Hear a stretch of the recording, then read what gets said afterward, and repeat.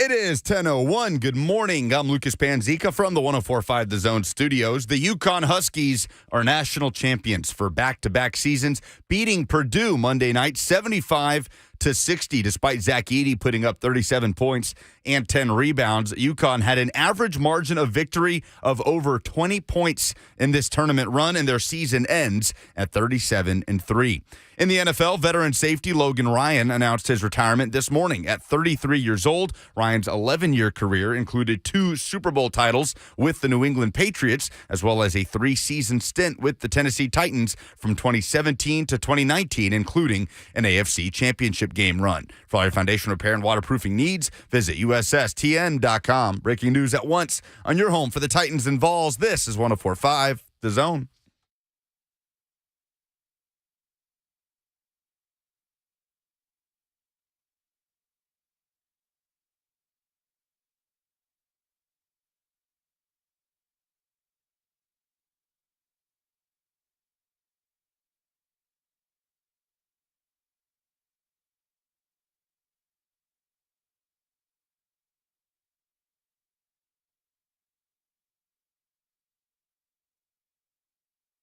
I was really concerned that I was going to have to walk in here today and talk about Purdue winning a national championship. I was scared in the first half. I was scared of Zach Edey. And then UConn did what it's done all tournament long and just put its opponent to sleep. Please. In the second half. What's wrong? Never a doubt. A little bit of a doubt in the first half, but it was never a doubt. It was a tightly contested game until it wasn't. And UConn continues to win by an average margin of victory of over 23 points in tournament play. They do the rare enough thing, which is to repeat as national champions in the men's side of things. The first time we've seen it since the early aughts and Florida 17 years ago. Congratulations to UConn. Not like they need it. They're very spoiled as a fan base. I hate them.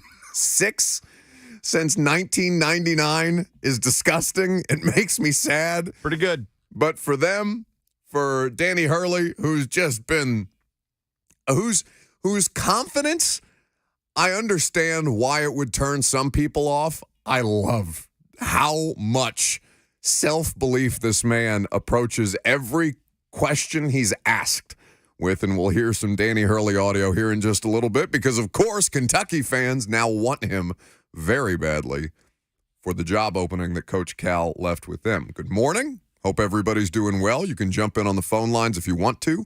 615-737-1045. On this Tuesday, you have access to the F&M Bank chat, as always. Facebook, YouTube, Twitter, and Twitch. Appreciate UConn allowing some of us to go to bed slightly earlier. I stayed with it. I thought about it several times. Are you one of those people that has to watch One Shining Moment? No, not really. Me neither. I can watch it the next day. I got over it. I mean, the One Shining Moment, because they take so long. And I understand they're trying to stretch it out. They're trying to keep their television rating. Like, I get the formula. But, you know, it's not like I can't see it in 2.5 minutes on Twitter the next morning. It's kind of like the eclipse. You feel like the eclipse is kind of ruined for Gen Z because they can just see a picture of it on their phone afterwards on TikTok. Not a diehard One Shining Moment person, though it is a nice thing that they do at the end of every tournament. But UConn just smacked them. Absolutely smacked them around. And the thing that impresses me the most, and why it's so hard to do, because, Lucas, I don't know if you remember last year's UConn team, but this is a considerably different group of players that Danny Hurley just went about winning the championship with. Yeah, they had to replace like their 3 best players from that run. Correct. So, as they go about this, it speaks to, one, the program and the culture that Danny Hurley, is somebody like that, has been able to institute there. And UConn has always been, as we mentioned, 6 since 1999, is incredibly successful. It's not like they need to have the debate around UConn as a blue blood. They are that. Under 3 different coaches. Right. What other program can say something like that, football included? Well, a program that we're going to talk about here in a little bit as to whether it's a better job than UConn or not, Kentucky. But has Kentucky ever had a run like that? 6 titles? Not in that kind of a span. With 3 different coaches. That's what speaks to the program. Yeah. Right? Like Rupp won all those titles, Bear Bryant, Nick Saban The at level Alabama. of investment, how much they care about it, the thing that they know that they do the best, that they want to make sure that they can continue to do better than everybody else. And Danny Hurley made sure to emphasize that in his post-game press conference or post-game interview with Tracy Wolfson of CBS, where he made sure to reiterate the amount of resources that UConn gives them to be able to do what it is that they do. But the thing about that game is the same thing that they've done to every other opponent in the tournament so far. They just out-execute you for longer. It's that simple. They keep scoring when you hit droughts. They continue to be fundamentally sound when you get tired. And they do it for the entirety of a game at a higher level than you're capable of doing it. They did the exact same thing to Purdue, which absolutely, I say a lot of things tongue-in-cheek about Zach Edey and Purdue, and, I really do hate it for them because they haven't been to the championship game since 1980. It's been a long time. The Big Ten, by the way, I didn't realize that a Big Ten team hadn't won the title in 20-something years. That's insane to me. That's supposed to be one of the best conferences in college basketball, and they haven't been able to accomplish bleep. Anyway, Purdue deserves all the credit in the world for getting there, and they are not in the same class as UConn was this year. I don't think they're going to be able to get him, Danny Hurley. I don't think Kentucky's going to be able to get him out of, is it Storrs, Connecticut? Is that where UConn is, I think? I have no idea. To be totally honest. Just somewhere in the nebulous state of Connecticut. I thought the whole state was just Hartford. Just Bristol, where ESPN's campus is, and one sad Hartford and Bristol. There are only 2 cities in Connecticut, to my knowledge. Did you hear Dan Hurley after the game? I saw clips going around on social media, but let's hear from Dan Hurley on the idea of potentially taking another job. Dan, I hope I don't misquote you, but you said out on the court something about UConn giving you all the resources you need. Can we interpret that to mean you intend to be back at UConn next year? You're not going to entertain any conversations with anybody else that might have a job coming open tomorrow? Yeah. I don't think that's a concern. My wife, you should have her answer that. Yeah. We can maybe arrange a press conference for Mrs. Hurley in the morning. Congratulations, Coach. Yeah, thank you. Yeah, she'll answer that question better than I can. Laughs at them. Openly laughs at them. What do you mean I'm going to go somewhere else? Did you see what I just did? We got this thing cooking. I mean, who's to tell Danny Hurley that he can't repeat or three-peat in college basketball? Again, it's highly unlikely. The tournament is so random, and at some point everybody gets got, but this is a level of dominance that this particular sport hasn't seen in a little while. And he tried to warn us. He warned us 4 years ago. What did he say 4 years ago? Because the quote that comes to mind for me when you say that is what he said earlier in the tournament, which is we make a difficult tournament look easy. And I loved it. 4 years ago, people hate him for that kind of stuff, but I love it. 4 years ago, early in his tenure, UConn had just lost to, I believe, Villanova. It was in 2020. And he said after the game, you better get us now because we're coming. The Deion Sanders, we're coming. That's what it looks like when a program is actually coming down the pipe in a dominant way, because Dan Hurley warned all of us 4 years ago, this is the time to get us right now in 2020. And he was right. They have been untouchable for the last 2 years. And the thing about it is, and I'm pretty sure Ernie Johnson said it in the postgame. Somebody had mentioned it in the postgame, and then I went and looked at the box score afterwards just to kind of reaffirm it. It's not like you can assign one MVP for UConn. It was as complete a performance by everybody out on the floor. Tristan Newton, Cam Spencer, Stephon Castle, Donovan Clingan, and the battle of the 2 7-footers, it was competitive for a while. And again, and by the way, like the Matt Painter quote about people not knowing basketball if they think Zach Edey's just good because he's big, I really do give Zach Edey all the credit in the world, even though I dislike the program that he plays for historically. The dude doesn't come off the court. You know how hard that has to be to play the amount of minutes that Zach Edey does at that size? And listen, there were some times where clearly he's worn down, and it plays to Connecticut's advantage because they play with great pace, and they were as efficient as any team to win a national championship in the modern era by points per game and by percentage. This was one of the best college basketball teams that we've ever seen win a title. To me, that just means he never gets in foul trouble. He's never Edey. coming off the court, I don't know how is possible. I can't remember who put it out on social media last night. The idea, whichever ref calls a 3-second violation on Zach Edey can win president in 2024. One day it'll happen. No, it's over. He's on to the NBA. Interesting parallel between the men's and women's national title game, where kind of the star of the tournament, the singular star, like Zach Edey, like we talked about, the most famous men's college basketball player this season. Whether you love him or hate him or think he's only good because he's tall, he is indisputably the most famous star in men's college basketball. For sure the most polarizing. Right? And he got his 37-10 in the national championship. Caitlin Clark, indisputably the biggest star in women's college hoops, arguably college hoops in general. She got hers with 30 in the national title game. Both were just outclassed by the team on the other side that has just been a machine start to finish all season in South Carolina and in UConn. 615-737-1045 is the number if you want to jump in throughout the course of the show. A reminder that we are out on the road again tomorrow. Busy week for us, bud. We are out at Hattie B's at the factory in Franklin tomorrow. Both us and the morning show, because Hattie B's is debuting a new breakfast menu. And I know Lucas is excited to just basically go. Are you going as soon as the morning show? What time are you getting to Hattie B's? Because you acted like you were going to sit there and eat. 5:30, 5:45 a.m. What could they possibly have that would get you to Hattie B's at 5:45 a.m.? A new hot chicken biscuit. Yeah, that would do it. New hot chicken and waffle stack. I can keep going. Oh, you have the menu. Should we go through the menu at some point today? You'll hear it next. Uh-oh.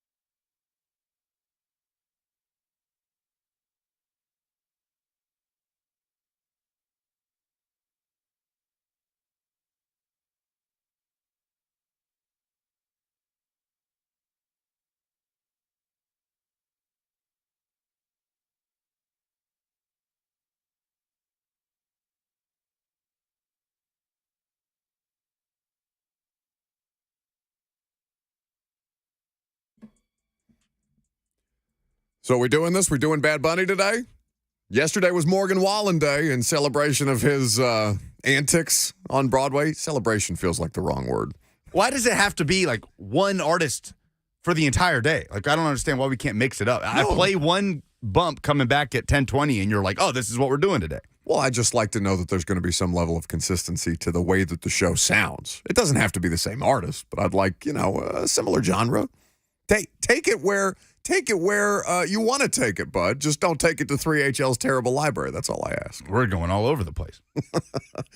You said Megan went to a Bad Bunny concert this weekend in Detroit? She did. She's had a great few days. She went to Bad Bunny on Saturday. She got a 100% view of the eclipse yesterday in Ohio, as did many of our Midwestern friends. So, yes, Bad Bunny sounded like it was a time. You want to tell people where we spent the eclipse? A Red Lobster. But first, Two Rivers Forward, which was great. Red Lobster, which was Red Lobster. I'm still so mad at you two for making me go to a Red Lobster. Unless they want to spend money on the show. Then I love Red Lobster. Crab queso, all about it. The crab queso was good. We almost did it as a bit. We drove by it. We were like, oh, let's go. It'd be funny if we went to Red Lobster. No, I said it out loud jokingly, and then Bert whipped into the parking lot very vigorously because he wanted to go get shrimp scampi at 1:15 in the afternoon. This is not what normal people do, as evidenced by the crowd in Red Lobster. Which is not to say, Kobe, our waiter, was great. It was great. Very nice guy. Shout out Kobe. Yes, shout out to Kobe at the Mount Juliet Red Lobster. But in the meantime, don't make me go to a Red Lobster at 1:15 in the afternoon ever again during a solar eclipse. It smelled like crayons, and I can't figure out why. Anyway. I don't think you would have eaten anyway wherever we went. I would have eaten at ML Rose. It was right there. It was there. You're like, I had a slice of pizza. I'm set for the week. I told you that Blaine peeked around the corner to see how I was eating the pizza. Anyway, we're not here to talk about that. We're less than 3 weeks away from the NFL draft, kids. It's going to drag on because the last 3 weeks between now and the end of April always seem to be this way. But it is worth kind of taking the temperature on a weekly basis in the lead up to see what the vibes are and how people are viewing your particular football team, in this case, the Tennessee Titans. Now, we have talked about this.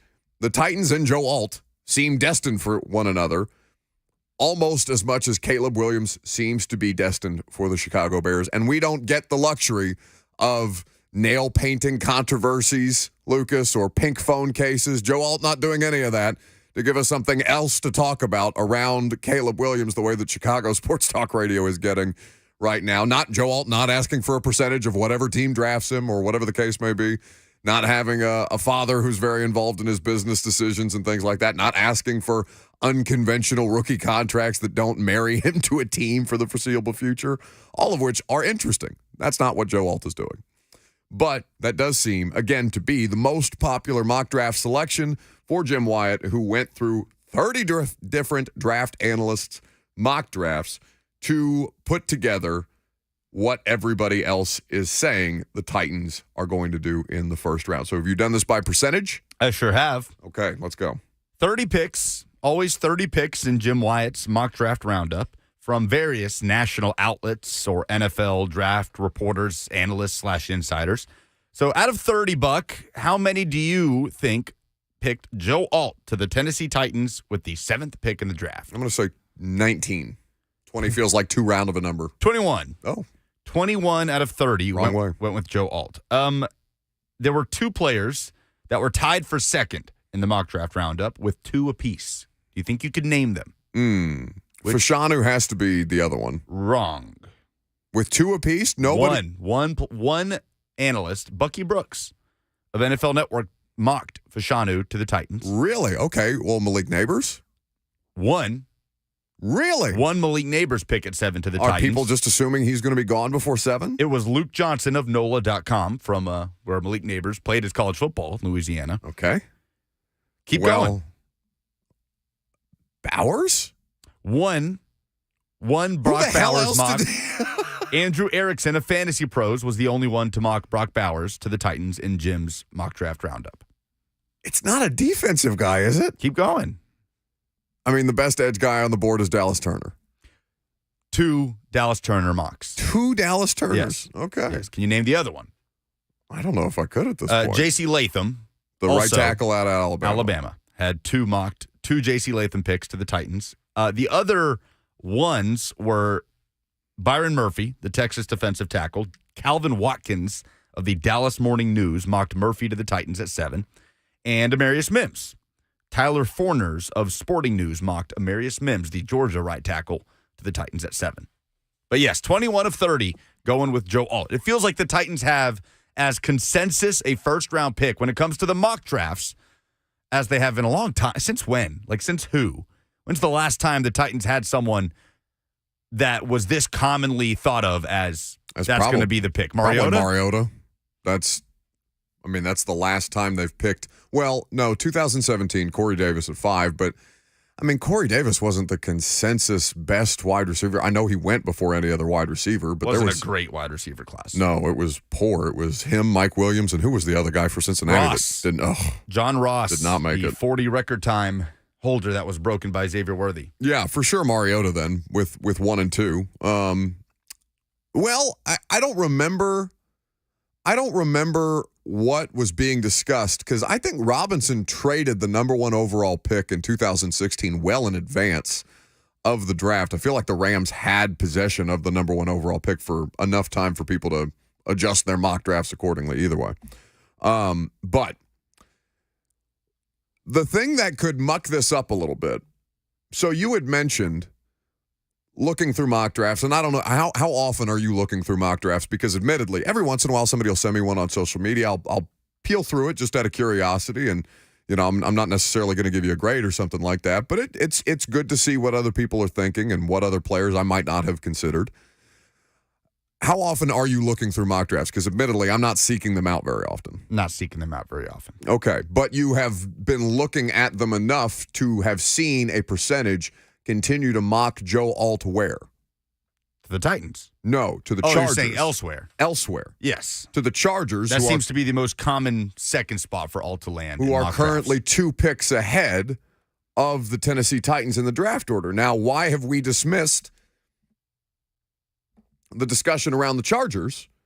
Because they have quality offensive linemen on their roster presently. They have a quality left tackle on their roster presently. In particular, but the thing that we don't know as a part of this discussion is can he play right tackle? And would they take Joe Alt at left? Because and I'm not going to keep asking you questions for the purposes of a call and response thing. I don't know why I keep going down that way. But the biggest difference in Los Angeles is what? It's Jim Harbaugh. There is nothing more Jim Harbaugh in the world than taking another offensive lineman just to road grade people, especially if he's going to try and make life easier on Justin Herbert. Greg Roman is his offensive coordinator. Correct. And they are known for a particular kind of smash mouth football that would make all the sense in the world to try and bump another a player over to the right side, put Joe Alt at left, and just try and run over the top of people. Didn't they sign Gus Edwards as well? This is going to be a very run-heavy system that Jim Harbaugh is bringing from Michigan. It's not the same offense as Michigan is going to have, but it's a similar philosophy, and it's who he's been the entire time at Stanford, at San Francisco, at Michigan, and now in Los Angeles with the Chargers. It would make a ton of sense. The thing that none of us locally are talking about is if Jim Harbaugh does the most Jim Harbaugh thing in the world, doesn't take a wide receiver to replace Mike Williams and Keenan Allen, but goes left tackle with Joe Alt instead. I just don't buy it. I don't buy it. I can imagine it because Jim Harbaugh is a weirdo, but I don't buy it. It's not a weirdo. That's the most Jim Harbaugh thing ever. I don't buy it. The need for a receiver is too much. And Jim Harbaugh also coached under Trent Baalke in San Francisco. And we've talked about Trent Baalke's history in not drafting wide receivers highly. And there was some contention there between Jim Harbaugh and Trent Baalke.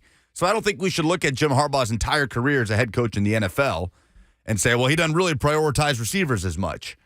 I'm not saying that he's not going to prioritize a receiver, but I'm saying that because you bring up his last stint in the NFL and how famously that flamed out because him and Trent Baalke got into it, and I think there was a dust-up with the Niners ownership group involved in trying to just basically clean up the mess. And Harbaugh is a grading individual. What does Jim Harbaugh have now? He has personnel control. They hired a front office member from the Baltimore Ravens who Jim knows to be the general manager after they hired Harbaugh to be the head coach,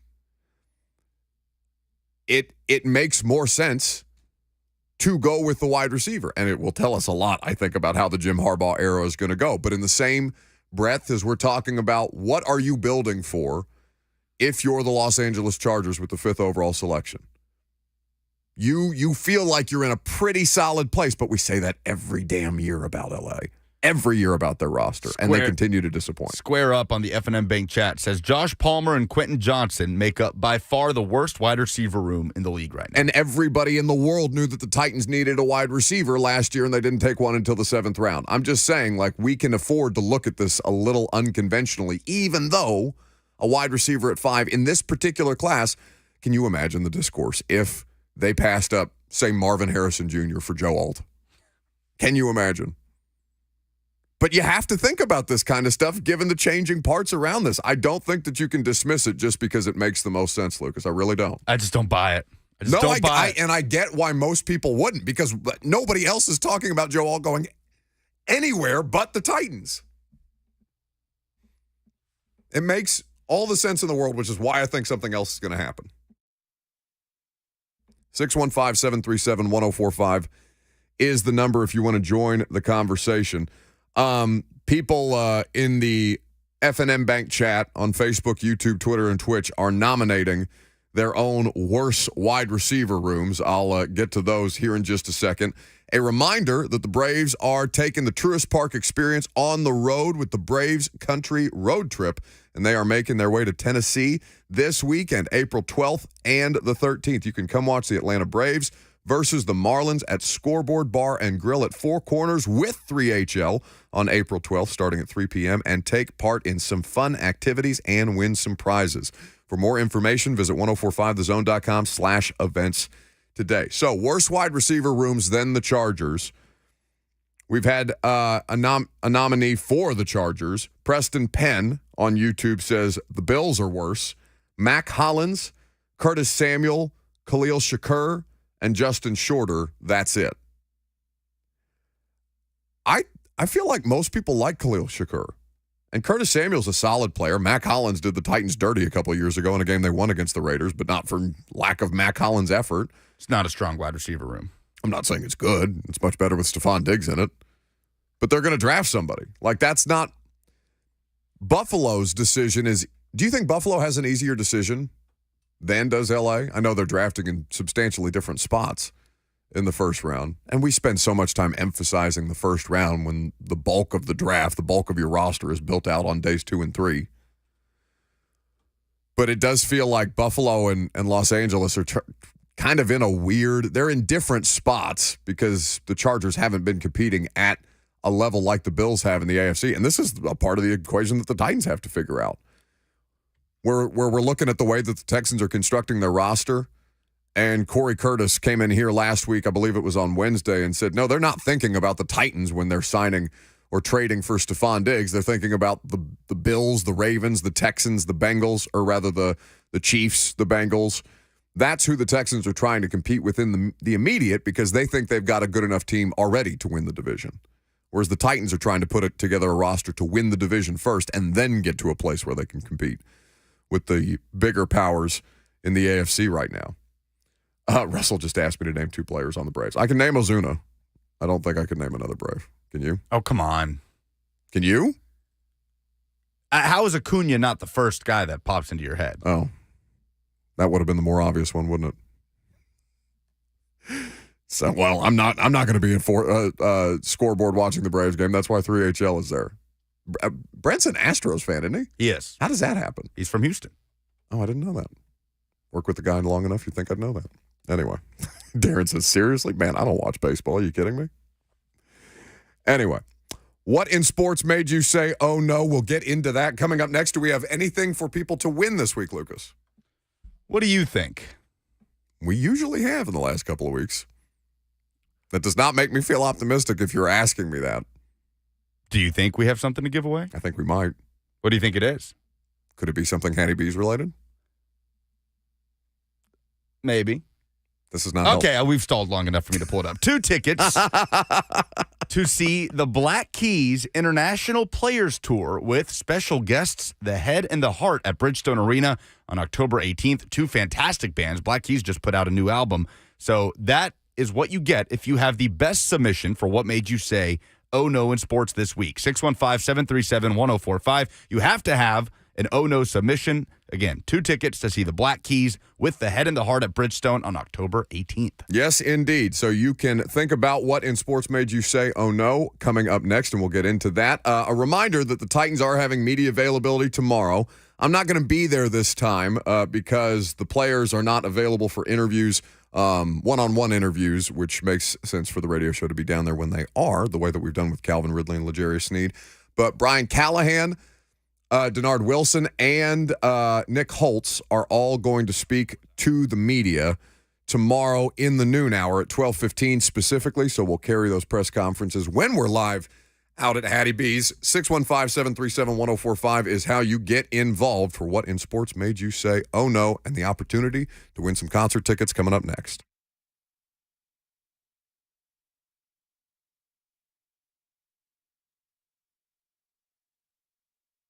Below MSRP? Below MSRP. Below MSRP. It's pretty simple. Two Rivers Ford sells all new non-specialty Fords below MSRP.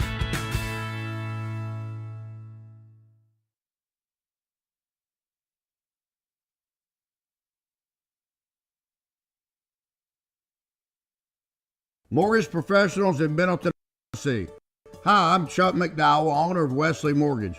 I'm a true local, born in Mount Juliet, met my wife at MTSU, and I live in Franklin. While every other mortgage company is cutting back, we're rapidly expanding and investing. Are you sick of feeling like an operations employee to ensure your loans are closed on time? When you look around your office, it doesn't look the same. You're missing people. You're missing your friends. Is anyone having fun? We're having fun every day. As the official mortgage provider of the Tennessee Titans, I've personally recruited the top local operations team to ensure your loans are closed on time. So you get paid. So you get to spend time building your business, and you get to have fun at work again. Now is the time to join our team. To start a confidential conversation with our local president and COO, visit whywesley.com. whywesley.com. The guaranteed offer is the easiest way to sell your home. It's really simple. We bring you an all-cash offer. You close in as little as 21 days. No home inspections, no lock boxes, no open houses. Go to markspain.com to get a guaranteed offer and start packing.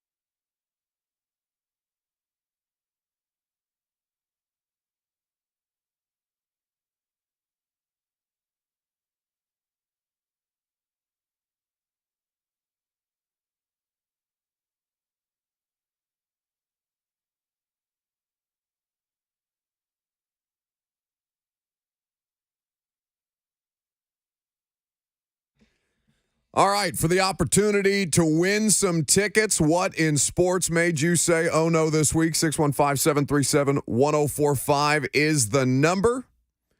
We'll get into that here in just a little bit. We are going to talk about what Will Levis needs more later in the show, a top 10 left tackle or a top 10 wide receiver. I know the morning show had some discussion and debate this morning specific to Neighbors and Joe Alt. Malik Neighbors having taken a visit to the Titans yesterday as the draft process continues on. But we can get to that later on. Lucas, remind people what kind of tickets they can win if they call in and give us the thing in sports that made them say, oh, no. A pair of tickets to the Black Keys on their new tour. I've seen the Black Keys live. They are fantastic. They will be with the Head and the Heart October 18th. The best submission will get a pair of tickets to that show at Bridgestone Arena. All right, let's go. Oh, no! Oh, no! Oh, no! Oh, no! Oh, no! Oh, no. Real simple, 615-737-1045. What made you drop your head into your hands? Say, oh no. While you're watching sports this weekend, sports adjacent, sports related, real simple for the opportunity to win some Black Keys tickets in the Head and the Heart. That is a great prize, 2 tickets available for you. We'll get to your phone calls here in just a second. Mine, and I guess it's not really sports, it's science, but the whole world seems to do you feel like the eclipse was overcovered? Like, do you feel like the eclipse takes up too much dialogue over the course of it? Because God help me, I love Ian Eagle, and I love Bill Rafferty, and I love the TNT CBS broadcast crew for the national championship game, but if they made one more Zach Edey getting eclipsed joke, I was going to scream. The amount of puns, jokes, sports-related headlines that were bad, just terrible. No, I don't even know if people pay attention to New York or newspaper headlines that aren't the New York Post anymore. But the amount of bad headlines that I saw eclipse-related for a thing that Bert and Lucas dragged me to a Red Lobster to look at this thing, and then they scurried out into the parking lot to look up at what? What did you even see? You didn't see anything. You saw clouds, and you probably couldn't even see that because you were covered in shrimp scampi butter from Red Lobster at 1:15 in the afternoon. Listen, if you're going to despise something and talk down on it, you have to talk down on something that's not as cool as an eclipse. Yeah, everybody's talking about it. Everybody was making jokes and whatnot, but that's what happened. Have you ever noticed they do that on May 1st, too?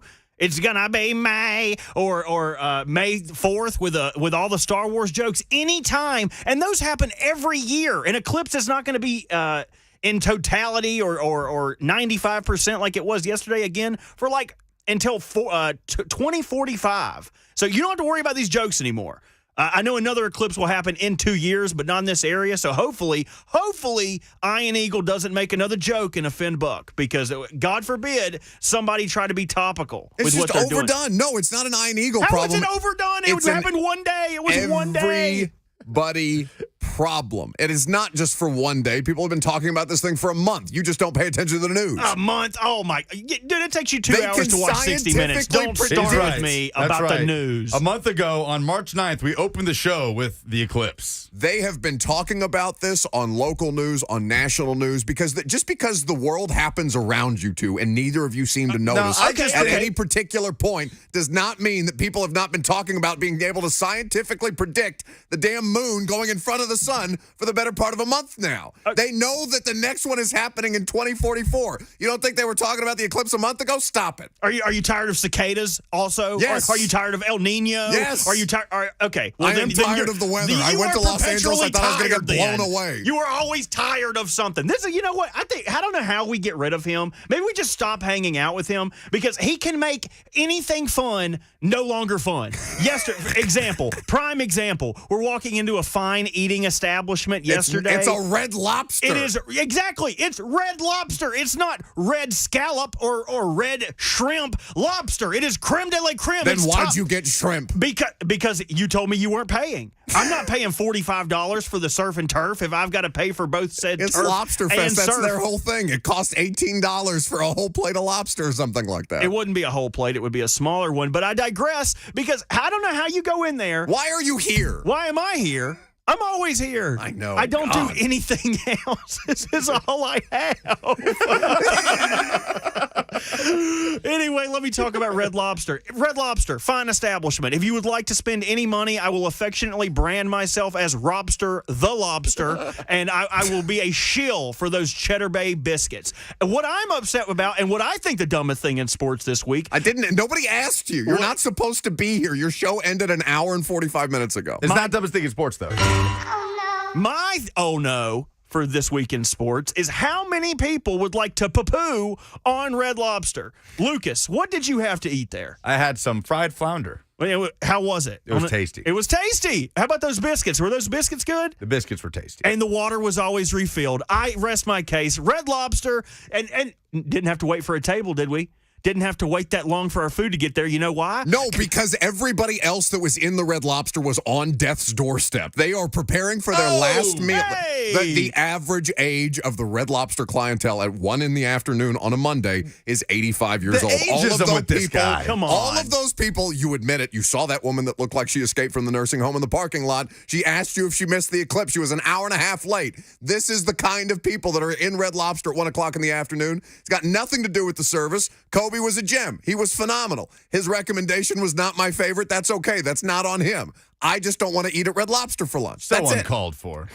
I feel like any time something becomes interesting or cool to people and they begin to talk about it, you default to, I hate this thing and it sucks. Or vice versa. If there's something that is bad and people say something is bad, you want to take the opposite angle, like somebody saying the Bills have a terrible wide receiver room and you trying to convince us, oh, Matt Collins is a pretty good player. Like anybody would be afraid of Matt Collins in the Bills wide Terrence receiver Mitchell room. was afraid of Matt Collins. He got dusted by Matt Collins. Titans fans fear Matt Collins. If Khalil Shakur was your first wide receiver in Tennessee, Buck would be like, please draft Malik Neighbors. I cannot stand to watch another boring brand of football next year. I don't know why you turned into Richard Nixon, but that's what it is. You are a Richard when it comes to things like this, Buck. We need you to shape up. The government can be handing out free money, and he's like, now everyone's financially stable. What's it? No one's special anymore. You just got to open I'm up. trying to keep my thumb on the poor people It's out Sean there? Connery now. It's slowly descending into Sean Connery. Stop it. They both have a bit of, no, I don't want to. It's not even Sean Connery. It's an impression of Sean Connery done by the SNL cast member that did Sean Connery. It's not even Sean Connery at this point. What made you say, oh no? This whole segment. Let's take some calls. Shadows.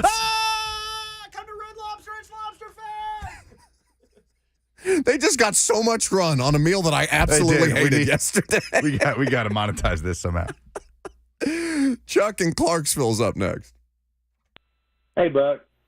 I Hey. guess my oh no moment was when the announcement came out about John Calipari going to Arkansas, and I could just envision all those fans that wanted him fired going out and buying the confetti cannons, and they're shooting them off and dancing in the streets in Lexington. And then all of a sudden, Matt Jones comes out with a tweet saying, Calipari's trying to come back to UK. And they have to get the brooms out, start sweeping up the confetti and try and put them back in the cannons and waiting a little longer to celebrate the move of Calipari leaving. So that's my oh no moment when Matt Jones come out with that tweet about Calipari wanting to come back to Kentucky, and all the fans just almost collectively sign with oh no. Appreciate the call, Chuck. I'm going to put you back on hold for the opportunity to win those tickets. So Matt Jones, our now nemesis, that Matt Jones has no idea that he's not our nemesis at all. Matt Jones doesn't know that we exist, but Matt Jones is number one in the Barrett rankings, and we're coming from him. He is our nemesis. We are not his nemesis. Correct. So he screwed up substantially, it sounds like. So he made it seem like... No. That's not what's happening here is Matt Jones is... All Matt Jones has done is tweet an hour ago and say, as of this morning, Calipari still has not informed UK he is resigning. Until that happens, Kentucky has to wait to officially reach out to coaches. All Matt Jones has done is say, hey, Cal is still the coach at Kentucky. At Kentucky. Everything has been reported about Arkansas, the 5-year deal, his relationship with the Tyson family, all of these things. And we're talking about it as though this is a done deal, but it hasn't happened yet. And the only time we've seen Cal since is with the reporter chasing him down while he's trying to walk his dog. And he won't provide a comment. is it a reporter? I think it was I don't know if it was a fan video. I think it was just like a fan. I just saw situation. local news tweeting it out in Lexington, so I wasn't sure. because he's being chased by TMZ Lexington. But that's basically Matt Jones is saying, hey, He is still the coach of Kentucky at this moment. He has not officially informed the school he is stepping down. Until he does so, they cannot find his replacement. Jason in Murfreesboro for the opportunity to win some tickets. What's up, Jason? Hey guys. Well, he took mine, so I'm gonna go back with one that kind of happened last week, but I wasn't able to get it on there last week, which was the Minnesota Twins. I think it was maybe the pitcher Bryson Puxton. He goes to leave the dugout and not paying attention, and running down the side was this sausage race, and he about just gets taken out by these sausages. It was just a hilarious thing to see, but it's more like a maybe oh no, but. Yes, I did see this video going around. It's like the sounds they do the race with Johnny Cash and Reba McEntire or whatever. I can't remember exactly. It sounds like a Dolly, George Jones. A Polish sausage almost took out a baseball player. It was very, very quick reaction time to avoid it. So not quite a full oh no. All right. Lucas will determine who gets the tickets during the commercial break. Coming up next, the biggest threat to nab Joe Alt. We talked about that, but we can get into Kentucky and whether they are actually a better job than UConn at this point or not. Danny Hurley doesn't seem to think so. I'm Buck Rising. It's 104.5 The Zone.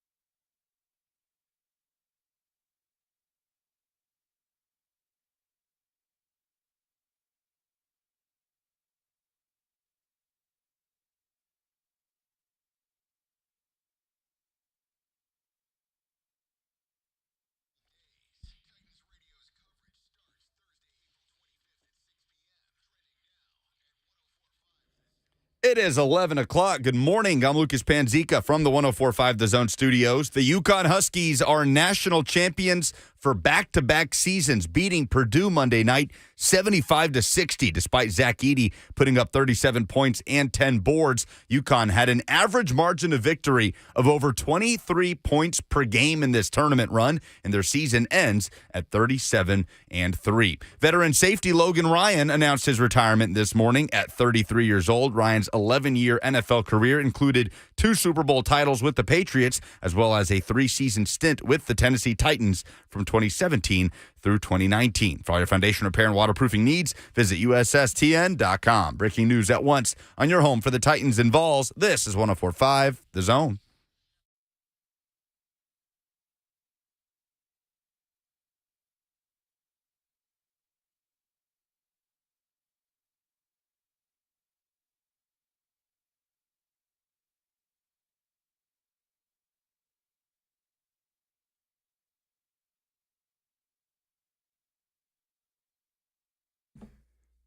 Basketball season in the college side of things is officially over. We've got champions crowned on the women's and men's side as of last night. Congratulations to UConn.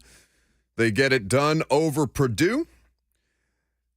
Basketball, as far as the local flavor goes, newsworthy a couple of things. Saw that Tennessee was losing some people to the transfer portal, as a matter of fact, and then also saw that this article from our buddy Mike Wilson at the Knoxville News-Sentinel about the new Lady Vols coach, and specifically Kim Caldwell, her contract, what is in her contract as far as incentives are concerned. 615-737-1045 is how you join the discussion. We'd be happy to have you. We're going to talk a little bit more about Logan Ryan retiring later on. I sometimes tweet tongue-in-cheek Titans legend, but I do think Logan Ryan has a pretty significant part in Titans history, even though it was a very brief time that he spent here. We'll talk about that here in just a second. F&M Bank Chat also available for you. Facebook, YouTube, Twitter, and Twitch is how you get involved in the comment section. Kim Caldwell, she's the new coach of the Lady Vols. She comes to Knoxville by way of Marshall. She got a 5-year deal worth $3.75 million to be the Lady Vols' next basketball coach, the 4th coach in the history of a program that has a lot of pride, has a lot of history to it. The first thing that jumped out to me was, one, I guess I didn't realize how much lower the salaries were for women's college basketball coaches than the men's. And maybe it's for sure recency bias because women's college basketball has never had a year quite like this one as far as interest, television ratings, to necessarily justify the kind of inflation that you see on the men's side of thing with the coaches' contracts.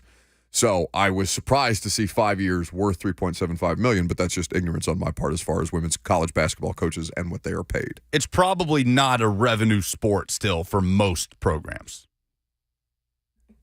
And how much of that changes? We talked about that yesterday, whether that's just star power driven, whether that's something that has staying power, we'll find out in the coming years. But there's no question that Caitlin Clark did a ton to elevate the market value of women's college basketball for everybody, coaches, players, whatever.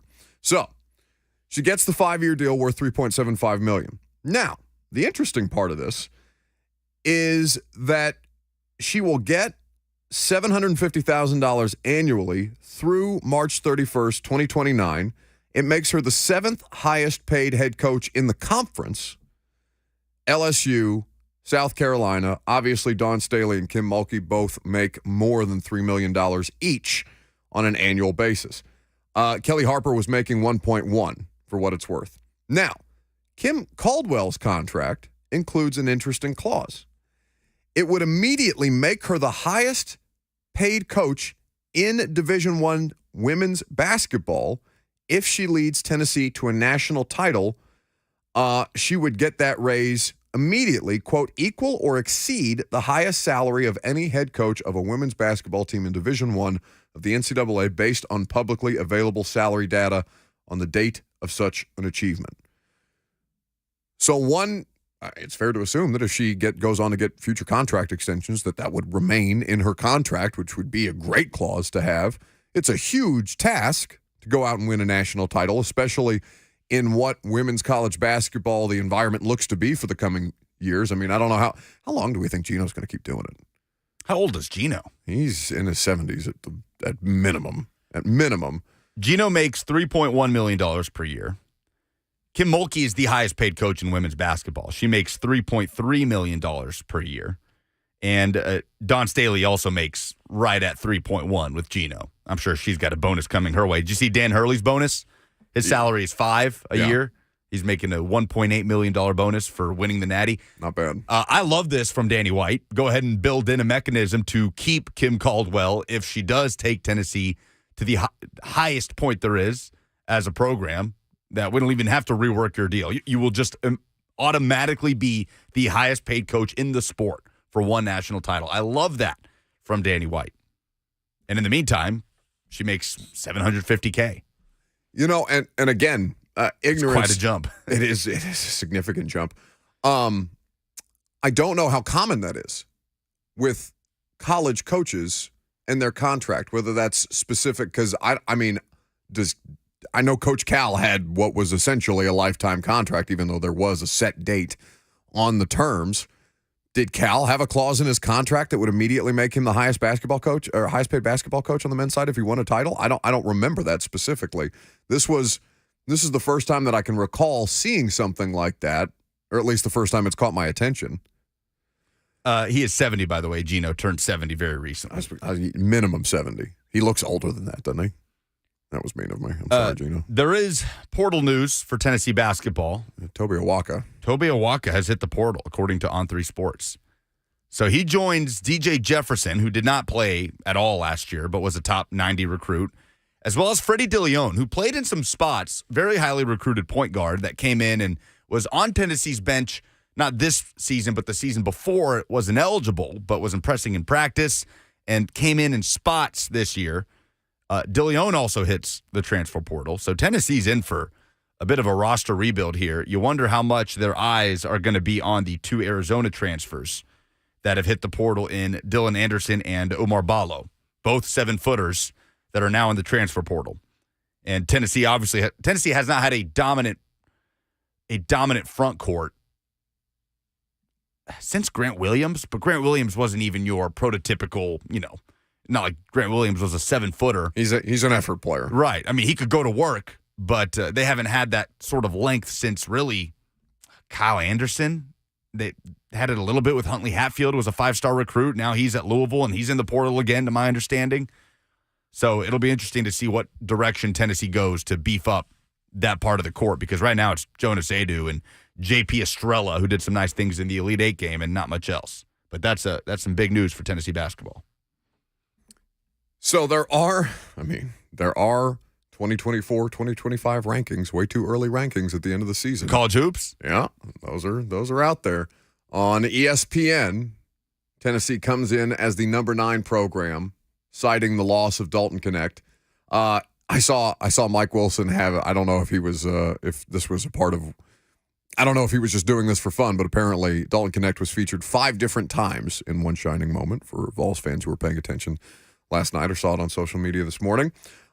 It's as good an offense as they've had under Rick Barnes. We talked about the depth coming into the season and the way that they managed that thing throughout the course of the season. It's as complete a basketball team as he's put together in 9 years at Tennessee. I want to know how much the style of play, and again, it's specific to personnel. So without knowing who's going to be on Tennessee's 2024-2025 basketball team, it's an impossible question to answer. But something that stood out to me is pace of play this year and three-point shooting. Connect makes a huge difference in both of those things. If they are going to keep a style of or a kind of system like that in place, again, it's specific to who they are able to land in the transfer portal.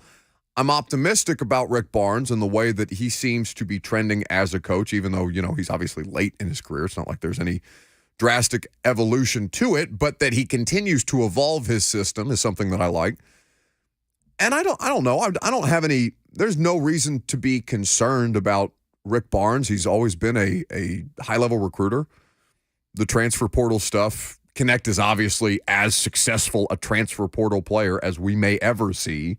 So it's not like you can bank on that out of the portal every year. Special in terms of what you got versus what you thought you were getting. Correct. Like you thought you were getting, a guy who could score the ball, good player at Northern Colorado, but nobody had Naismith Award watch list in mind.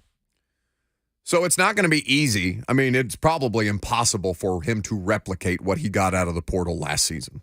So there's no point in even having the discussion about what it's going to take for them to replace Dalton Connect outright, because I don't think they're just going to wander into another Dalton Connect. And I don't want to make it sound as casual as that. Like, they obviously targeted him. He was wanted by a number of different programs, went on to play himself into, he's probably going to be a lottery pick, it feels like, Dalton Connect. We'll see. So now you're looking at Ziegler, Adu, Meshack as kind of your cornerstone players going into next season.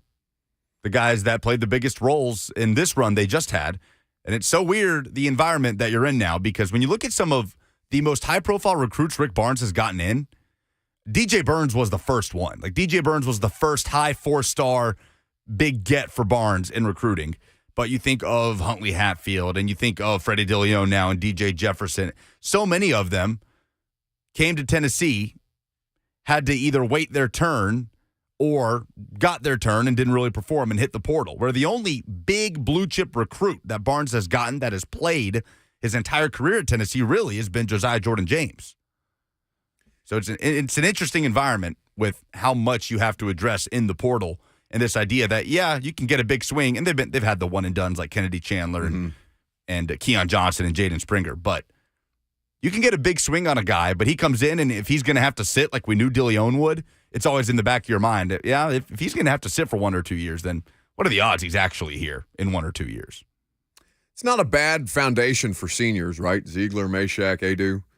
That's solid. And Ziegler's already stepped into a leadership role. We've heard Slay talk about that before, how big a galvanizing presence he was both on and off the court for that particular team, and how critical that was to the level of success that they were able to have this year. But still, those are going to be, and this is something that every program is going to have to go through every year, no matter if you're Kentucky, Tennessee, Belmont. Obviously, we talked to Casey Alexander about the what the transfer portal has created as of late, especially if you're coaching one of those kind of programs. And you have to have room. Tennessee has room to operate in the portal now. They'll have spots. Like when Ziegler came in, they almost didn't have room on the roster for him. They didn't need another point guard. And they were going to redshirt him that year, and then they couldn't keep him off the floor, even though Kennedy Chandler was on the team. They have a ton of room to operate now in the portal, especially with the Waka going, and they got to address the front court in a big way. So let's stay with some college basketball, because the champion crowned last night on the men's side of things. Worth taking a look at. What is actually the better college basketball job right now in 2024? Is it UConn or is it Kentucky, who famously is going to have an opening this offseason to fill? We'll talk about it coming up next. I'm Buck Rising. It's 104.5 The Zone.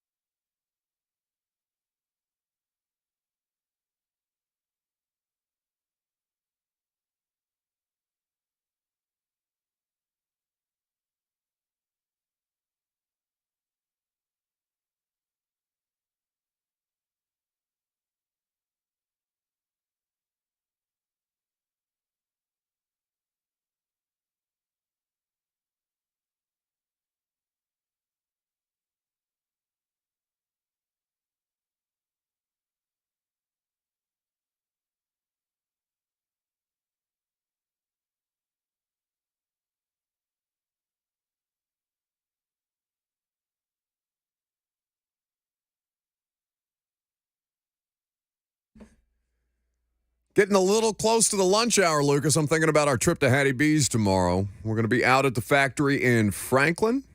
Come by, say hi. Morning show will be out there too because Hattie B's is launching their new breakfast menu.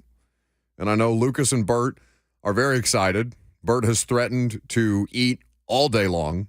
I'm concerned that he will actually go about doing that he will not come up for air at any point across a 7-hour span between our show and their show.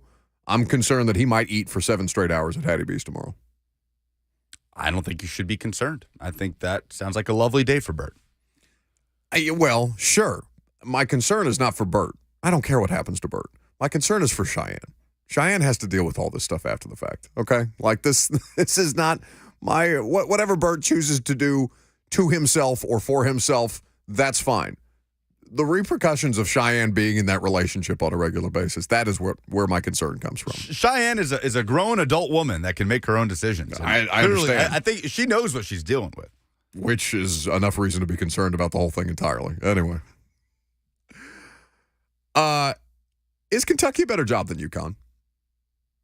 UConn wins its second straight national championship last night. They now have 6 titles since 1999.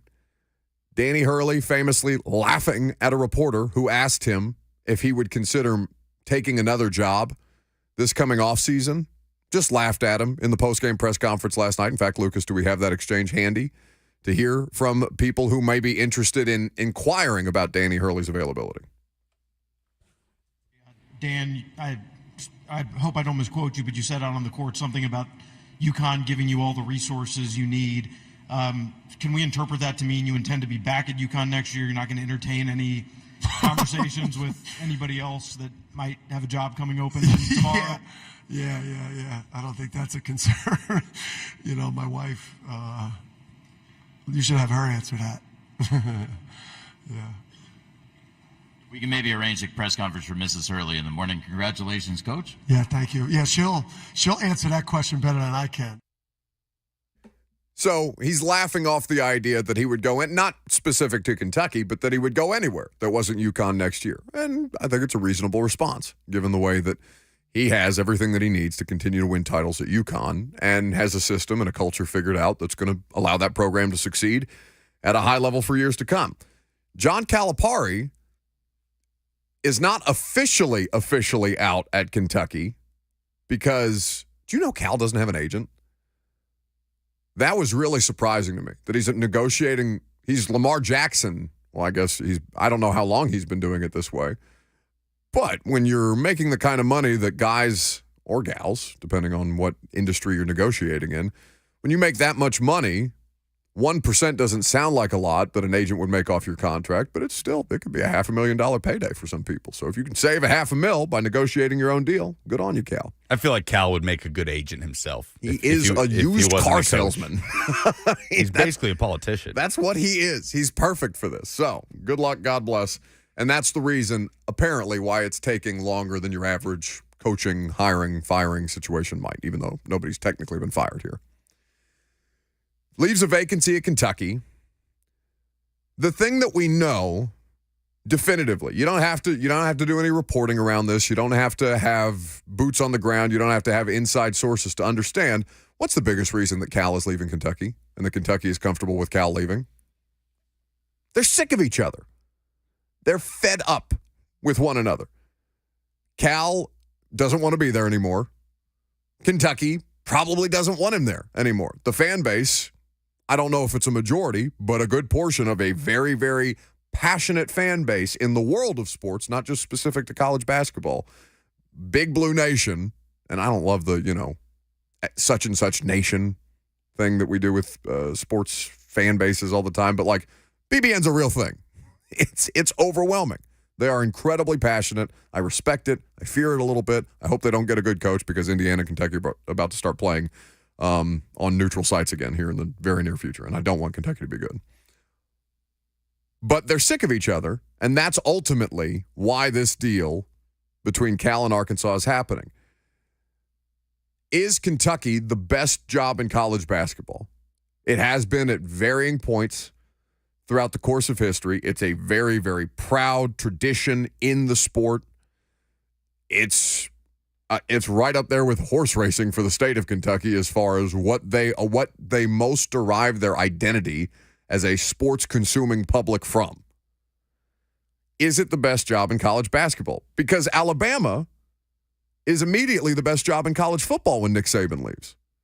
Cal and Saban are not the same. One wins at an infinitely higher rate than the other, but they're both kind of looked at in a similar tier as what they mean to their respective sports. And Cal's just decided that this job is no longer his vibe. Now, Arkansas also has, as Lucas pointed out yesterday, Tyson Chicken money, Jerry Jones money. They have an outrageous amount, just a really skewed amount of famous rich people. Walmart money, Bill Clinton money. All of the money, okay? Arkansas in the NIL era is kind of like Tennessee in a case study of how much money can jumpstart this thing, and Arkansas has more money than Tennessee. So, with that being said, is Cal leaving the best job in college basketball to take a lesser one? Because I don't look at it that way. Even though Kentucky has a better tradition, Arkansas has a good history itself of high-level college basketball. And he's arguably stepping into a situation that may be better at mobilizing name, image, and likeness than Kentucky has been. Certainly has more resources to do it. And I don't think most people view Kentucky that way. Now, they're going to pay through the nose for whomever they hire because they're going to go out and hire a famous, proven commodity of a coach. It's just yet to be determined who that is. But if Kentucky swings on Dan Hurley and ends up with, let's say, Chris Beard, that's not going to be satisfactory for Kentucky fans, is it? Even though Chris Beard has a success, he's got a little bit of stuff in his background from Texas that saw him land at Ole Miss. But weren't we talking about him as a potential replacement for Eric Musselman at Arkansas until the whole Cal thing happened? Yeah, Ole Miss, I think, had to kind of fend off Arkansas to come after Chris Beard. Well, it doesn't sound like Cal was their initial reaction. It sounds like Chris Beard was their initial play. He was their top target. That's what's been reported. And then things come to pass that see Cal and Kentucky at a point where they're comfortable splitting, and Arkansas makes the play of, I mean, this is going to be one of the more memorable news items in college basketball history for what kind of presence he is in that sport, and Kentucky specifically is the program that he's leaving. How many people? It's almost like, to me, Lucas, Brian Kelly leaving Notre Dame. Like, I got all the reasons why Brian Kelly left Notre Dame, but how many people leave Notre Dame? Well, I think it was different, though, because like Brian Kelly leaving Notre Dame for LSU would be very, very different from Dan Hurley leaving UConn for Kentucky, because Brian Kelly left Notre Dame to do something that he did not believe he could accomplish at Notre Dame. No, I'm talking about win a national title. I'm talking about Cal leaving Kentucky. Right. Yes, that would be more of a parallel. That's what I'm saying. Well, but even still, because do you have a better chance to win a national championship at Arkansas in basketball than at Kentucky? I don't think so. If you've got the kind of money that Arkansas has to funnel into this stuff, why is that impossible? Why is that impossible to say? Cal has had the ingredients and the roster. He has had championship caliber rosters time and time again. No, he's had players that are doing their time in college basketball to go on. You're correct. He's always had the talent. What the difference between but that's a Cal decision though. That's how Cal has gone about building Kentucky basketball. And that's why Kentucky fans are sick of his bleep. Yeah. Absolutely sick of his bleep. So I don't know if he's going to change that at Arkansas, but I can tell you that Arkansas is going to be a hell of a hot. What am I even saying there? A hell of a lot happier with Calipari and what he has done at Kentucky. Transfer all of that over to Arkansas, they'd start to get frustrated at lack of getting out of the opening weekend of the tournament, but it would not be the hostility and the toxicity that we've seen at Kentucky.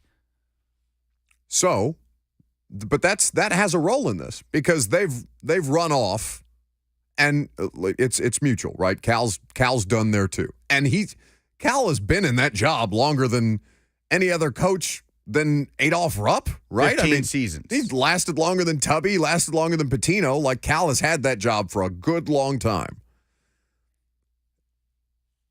it is the toxicity that Kentucky can bring should not run off it should not run off a coach, right? A coach should relish the opportunity to live up to those expectations. It's kind of like taking the Tennessee job a little bit.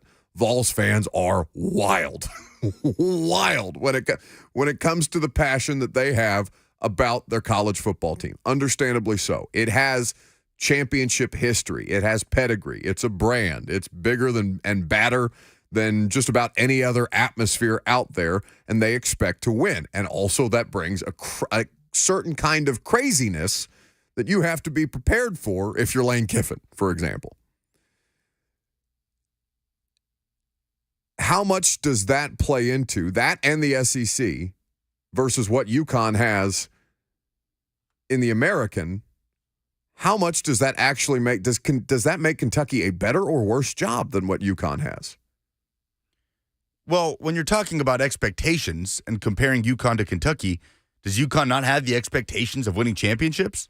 Clearly, they have a higher expectation of winning championships because they've been doing it at a rate that's ridiculous. They have a standard, and they actually meet that standard. Correct. At UConn, unlike Kentucky, that's only met it once in this century, in 2012 under Cal. So if you're Dan Hurley, the only thing that you could put out there and say would be the big outlier, the big difference would be the money, right? And he can get paid more at Kentucky than the $5 million a year he's getting paid at UConn. And I'm sure he'll get an extension at UConn, and all of those things will follow. And he just got basically a $2 million bonus. But I don't think the difference is substantial enough for Dan Hurley to say, look what I've built here at UConn. The expectation's the same at Kentucky. I've actually delivered on that expectation here at UConn. They love me here. They worship me here. Why not just continue to dominate at UConn? Like, if you're just going to end up in the same place, too, is the thing. Like, sure, going to coach in the SEC and you want to coach against the best, but at the end of the day, at the end of the season, we end up in the same place, and that's the NCAA tournament, and you're only judged on what you do there, not what you do in your conference for a program like Kentucky or UConn. So if I'm Dan Hurley, I'm like, the difference is not substantial enough unless you can pay me like $5 million more than I could get here at UConn. That's the answer to the question that we don't have. Can they do something like double his salary? Because if you're Kentucky and you're serious about this, that's what you're going to have to do. Because Dan Hurley's currently at a better program than Kentucky. UConn is in a better place than Kentucky. How many Kentucky fans do you think are willing to kind of cope with that idea? Casey Alexander said something like that to us yesterday, as a matter of fact, when we talked to Coach about previewing the tournament. He mentioned the level of respect that people need to put on UConn as a program. And it is amazing, though. It'll be, even with a win tonight, it's interesting to me. How long will it actually take before we put UConn in their rightful place in modern-day basketball? Because they have been phenomenal. And even this season, I mean, they have absolutely dominated since the beginning of the year. And they're still not spoken of as the best or clearly the best or one of the best of all time. You talk about back-to-back championships, which is what they're going for tonight. It's pretty amazing what they've done. And speaking of Belmont, by the way, NCAA men's basketball victories over the last 5 seasons. Which program do you think leads the country in wins over the last 5 years? I'm assuming you're going to say Belmont. It's not Belmont. It's Gonzaga at 148, Houston at 148. But UConn is on this list at 121. Belmont is just behind UConn at 118. I mean, but Belmont also has maintained that level of winning and tradition that program has been known for. Yeah, it's all under Casey too. Yeah, we're talking about a different scale though here with UConn. So somebody in the chat, Grant Brashear on YouTube, and you can interact via YouTube or Facebook Live or Twitter or Twitch. Phone lines as well, 615-737-1045. He says UConn has the better program, but Kentucky is the bigger program.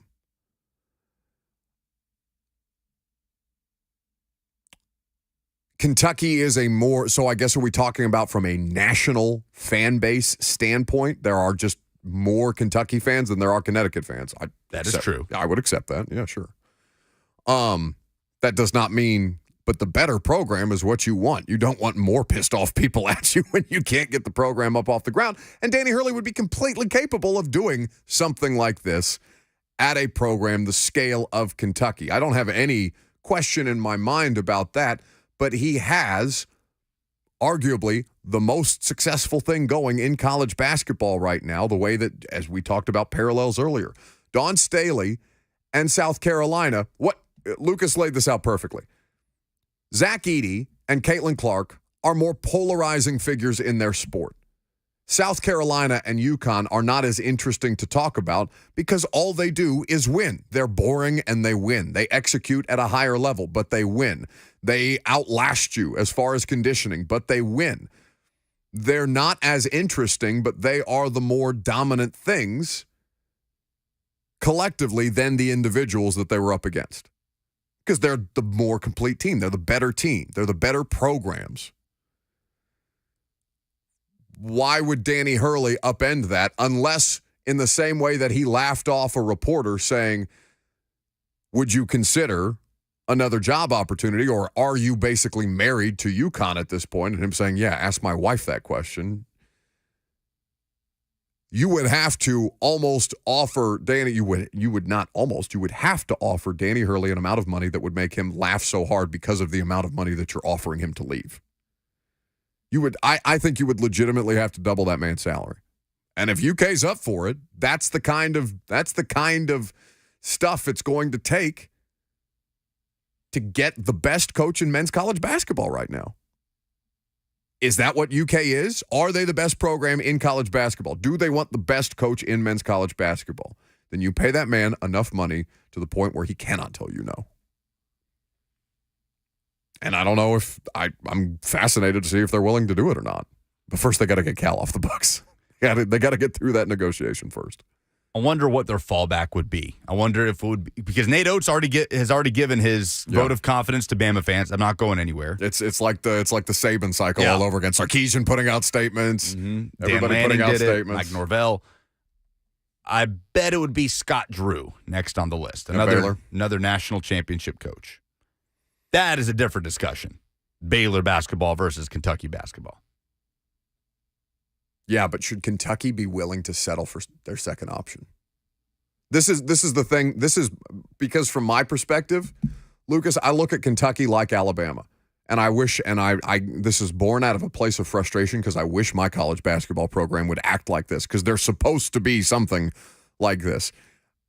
Duke, Kentucky, the best and most elite historically program. Should anybody be capable of saying no to them with the resources that they have at their disposal to make their best programs go? The answer should be no. There shouldn't be any comparison between Baylor and Kentucky. Ever. Scott Drew is one of the best coaches in college basketball. Understood. I want the best. I don't want one of the best. If I'm Kentucky, if I'm Alabama, if I'm one of these programs that has a certain standard and I'm capable financially of doing this, I want the best person. You fail if you don't get the best person. Did Bama fail because they didn't hire Kirby Smart? We'll see. Like every situation is different. Kirby Smart is the best coach in college football. That doesn't mean Bama just had everything in their power to go and make him come there. Yeah, but he had no reason to leave. Just like Dan Hurley might not have a reason to leave UConn. Scott Drew is one of the best coaches in all of college basketball, and I think Kentucky fans would and should be pumped if that's the move. The answer to all of your questions is money. There is some very cool local sports news with the Titans and high school sports. Okay, that's a tease. We'll talk about it coming up next.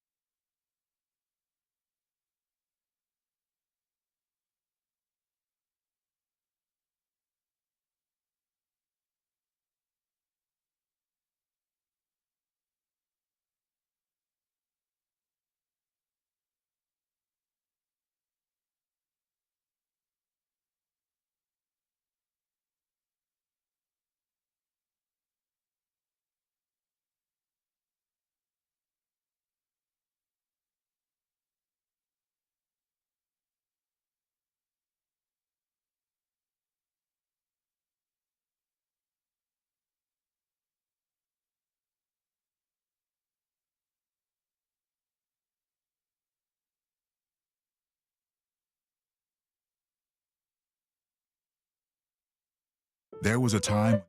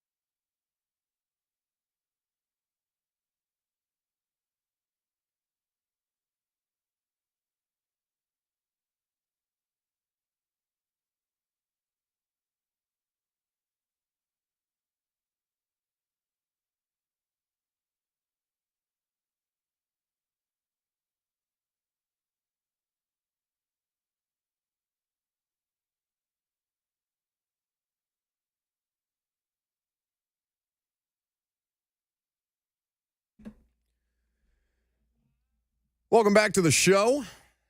We are live at Hattie B's at the factory in Franklin tomorrow. Come stop by, have lunch, hang out. You could ask us some questions about the Titans. Their first day of media availability will be tomorrow. Players not scheduled to speak currently, but Brian Callahan, Denard Wilson, Nick Holtz, all going to be made available to the media tomorrow. We'll carry those press conferences live for you from Hattie B's at 12:15. Speaking of the Titans, a cool news item that just dropped in our emails a little more than an hour ago. The Titans have announced the approval for girls flag football as an official TSSAA state-sanctioned high school sport. It is now one of 10 states here in Tennessee to sanction girls flag as a high school sport.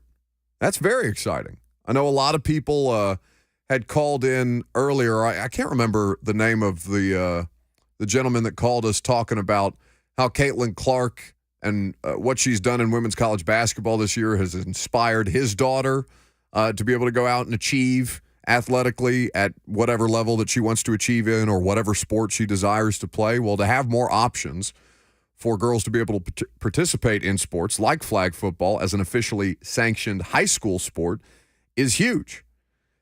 This is a statement from Titans president Burke Nihill. We are so grateful to TSSAA for today's decision and their support of our girls flag football programs over the past several years. Girls flag football has emerged as one of the most competitive and exciting sports offered at the high school level and has already impacted the lives of many young athletes with the rise of collegiate opportunities within the sport. We look forward to seeing its reach grow across the state as it becomes an officially sanctioned sport. We've seen female athletes compete in American football before.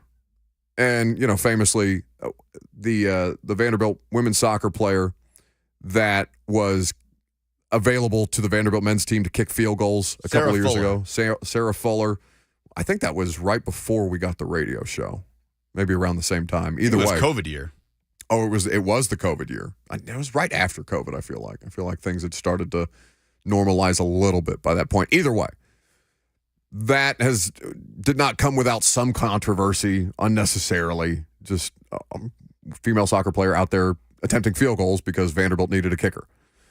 We've seen opportunities arise for other female athletes in American football, and flag, obviously, not contact. But it's a hugely competitive world as far as flag football goes, and the championships and the professional aspirations of people who want to play, and the collegiate opportunities that may be afforded to women who want to participate in this. And it's been cool to see the Titans really back that. Been cool to see DeAndre Hopkins be a huge proponent of this. He showed up at the owners' meetings to make his case for why flag football is such an important thing to continue to spread. So to see the Titans have such a big part in this and to see the TSSAA make the move on that is really cool. So the 10th state officially to sanction girls' flag as a high school sport. Agent S. says, I remember the media blowing that up, trash, talking about Sarah Fuller. But it's just certain kinds of media, right? It's not all media. Now, it was a talking point for a while. Were you working at the Zone then? Yeah. Do you remember it being a highly controversial topic here locally? I remember it being celebrated as a cool story, a cool opportunity. I don't remember anybody making a big stink out of it here in Nashville. In any case, I'm sure somebody did. Somebody probably said something dumb on Twitter. But it's kind of like, I kind of look at it the same way that the Caleb Williams stuff. Like, do you care at all if Caleb Williams paints his nails or has a pink phone case? I can't possibly care less about what he does with his nail color or what kind of phone case he wants to have. Or I don't think Bears fans will care when he's throwing touchdowns. The thing that Bears fans are concerned about is, does he want to play for their franchise? They're so desperate. They don't care about what color he paints his nails. He's going to play for their franchise. But there are certain elements of media, and this is, it's formulaic. Polarization leads to interaction, leads to ratings, leads to clicks, things of that nature. And if you can try and make something polarizing out of something that's not, like, do you care that Caleb Williams cried after losing a football game? I could not possibly care less. In fact, it makes me like him more, the fact that he's that passionate and that invested in what it is that he wants to do for a living. Do I care if he sobs a little bit and is being embraced by his mom at the same time? No, I don't care about any of that stuff. I care, can he throw touchdown passes and can he get out there? Are grown men in an NFL locker room going to look at him differently? Maybe so. But it's his job to manage that, and it's a whole different generation of athletes. Like, did you see Will Levis, the Titan social media team, taking a bunch of videos of people coming to the facility yesterday? Do you know who Sketch is on Twitch? No, yeah, I had no idea what that bit was. The pointing the finger in the air, saying, hey, what's brother. What's up, brother? Yeah. Special teams, special players make special plays. Yeah, I had no idea. It's a whole Twitch phenomenon because you're dealing with Gen Z athletes, because they did it to Hopkins, and he looked at him and was like, hey, brother. What are you talking about? I'm sure the vast majority of people within the sound of my voice have no idea who the hell Sketch is or why he's on Twitch or what hey, brother means. But you're dealing with a different generation of athlete that you're eventually going to have to turn this stuff over to them anyway. What do you care how they interact with all this stuff? So I'm always just kind of eye roll anytime people make a big deal out of a Sarah Fuller or a Caleb Williams for whatever reason. They want to try and make it into something polarizing when it's actually not. Who cares? 615-737-1045 is the number if you want to join the discussion.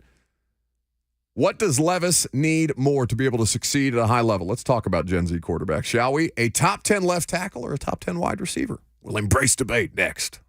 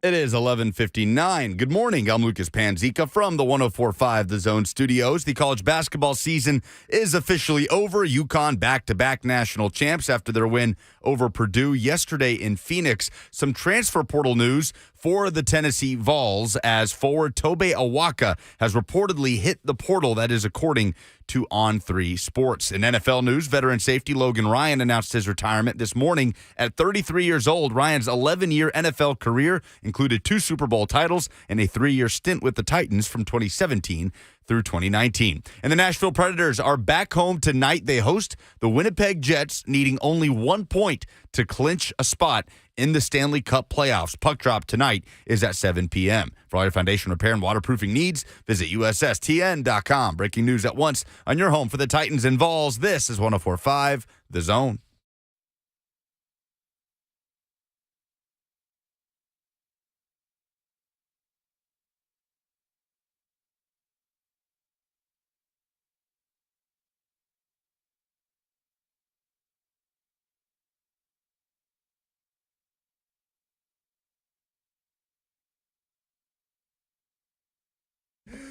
Hour number 3, let's talk some Titans, shall we?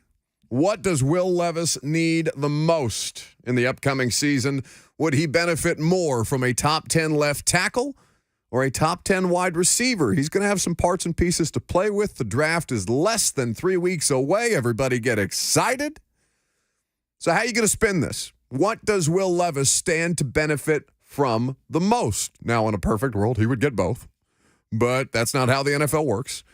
And there's no guarantee that they draft a left tackle who ends up turning into a top 10 left tackle or that Calvin Ridley lives up to his payday. You can't take these things for granted, but we'll see. They're putting themselves at least in good position to capitalize on a number of different fronts where they've been pretty bad over the last 2 seasons. But Will Levis specifically, as you look at kind of the cost-benefit scenario, as we do the kind of Bengals math that they did a couple years ago with Jamar Chase and Penei Sewell to a little bit of a lesser extent, but not really. What are the pros and the cons of a left tackle versus a wide receiver for Will Levis in this upcoming draft process, and what does this man need more to succeed? 615-737-1045 is the number. You can chime in there if you like to. You also can live stream the show on Facebook, YouTube, Twitter, and Twitch. Participate in the F&M Bank chat if you're so inclined. If you're on YouTube, make sure you subscribe to the channel. Get all kinds of cool stuff there. So looking at Will Levis in the sample size of 9 games last year, completed less than 60% of his passes, 58.4, 1,808 yards, 8 touchdowns to 4 picks. He threw for 81 first downs. He had a passing success percentage of 37.1, which is pretty low. We understand that it's not completely on him, though there are some moments that he could stand to improve upon from his rookie season. Nobody's disputing that. And how much is on the protection versus how much is on the skill talent that he did not have at either position last year, save DeAndre Hopkins, Tajay Spears, and Derrick Henry trying to make the most out of a bad situation. Chicken salad out of chicken bleep. 3-6 as a starter in those 9 games. He was sacked in those 9 games 28 times. It is something for Will Levis that is untenable. It is something that has to be corrected. The question is, does he benefit more from having considerably upgraded protection or a considerably better arsenal of skill position talent with which to get the ball to quicker? Now, we're going to play for you this Brian Callahan audio from the Combine because it's still applicable. The idea of a left tackle versus a wide receiver in the draft. Now, since then, what have they done? They've signed Calvin Ridley. They've brought back NWI. Doesn't mean that they're completely done at wide receiver, nor should you expect them to be. But they're in a much better position, a much deeper position, a much more talented situation in their wideout room than they were a month ago. Offensive line is better. Lloyd Cushenberry will be the starting center. You have brought in Sadiq Charles as a depth piece. you have considerably greater needs on the offensive line than you do with the skill talent right now. But in the cost-benefit analysis, how is your coaching staff and your front office going to think? Brian Callahan did well to articulate that for us at the Combine. You know, one of the things I've always said when asked about this debate is I had landed at some point in my career, usually in Denver is usually what I liken back to when we had Demaryius Thomas, Wes Welker, Julius Thomas, and Emmanuel Sanders. Obviously, we had a great quarterback that was at the end of his career, but those guys in one-on-one situations could win when you needed them to win in a tight moment at the end of a game, all those things. And so that's always resonated with me. And when we had a chance to pick a player like Jamar, I always just thought back to what that offense looked like, and that was sort of the vision of what we were trying to look like in Cincinnati with an elite quarterback, elite processor, to find guys that could go in and separate. And the debate was always, well, you got to protect the quarterback, obviously, or you can't throw the ball. And we didn't necessarily believe that. We felt like if you got great players on the perimeter, they can go win versus press coverage. And all the teams that are trying to condense everything and rush the passer, if you can win quick, you can throw quick. So that was our philosophy in that moment. Obviously, Jamar Chase coming out, premier player. There was no doubt that he was going to be an all-pro player. There was no doubt that Penei Sewell was going to be an all-pro style tackle. There was no question on either one of those players, right. Their talent level and how they would fit in the NFL. I think that's unique. I don't know that you're ever going to get in a spot where both of those guys different year are that caliber of player where there's going to be one that's going to be better than the other, and that sort of makes a decision for you at the end of the day. But I've always felt like today's offenses, I think you still have to protect the quarterback, but to score points, you got to have guys that can score points. And I've always felt that. I've always believed that. That doesn't mean that we're just going to automatically take a receiver. You're giving people chest tightness, yeah, Brian. No, that doesn't. I don't mean to say. I'm just philosophically, I've always felt like the more talented receivers you have, the better chance you have to score points. But that being said, we are in year one here versus year three. We were in Cincinnati. We had a young Joe Burrow already played a year, and we were trying to give him as many weapons as we could. So I think the situations, while the position comparison is similar, I think the situations ultimately are pretty different. So how that shakes out, we'll see. But there's good receivers and good tackles that'll be available. So that's Brian Callahan at the Combine, and it's a little different, but they are in year two with Will Levis. They are clearly emphasizing the need to get him weapons. And the protection situation in Tennessee, I mean, it's more dire than it was in Cincinnati around Burrow. Though, if you look at their rookie year, so credited with taking 28 sacks, and again, how this would vary from a coaching staff standpoint, like how many sacks would they attribute to the quarterback, how many sacks would they attribute to the left tackle, the center, whatever the case may be. But 28 sacks as a rookie in 9 games. Do you know how many times Joe Burrow was sacked in 10 games as a rookie, Lucas, en route to a 2-7-1 record? I'm going to say 24. 32. Wow. He was sacked more than Will Levis. One of which ended his season. Correct. None of which came by the hand of Jadeveon Clowney, Vic Beasley. Not one. Against the backup offensive lineman. I still can't get over how dumb that game was. I cannot believe they went to Cincinnati and lost that game the way that they did. Either way. Charles Davis talked about this a little bit when we had him on a few weeks ago. We keep talking about, well, this situation is different, this situation is different, and it is, but the way we talk about that is because how unique of a prospect Jamar Chase was. He was the wide receiver prospect of that draft. And his relationship with Joe Burrow as college teammates. Like, there were so many factors into that. The thing that we don't bring up in the difference between this situation and that one with the Bengals is what the Bengals had at left tackle, Jonah Williams. Not a great player, right? Not the solution long-term that you want at left tackle, but he was a body that could be serviceable sometimes.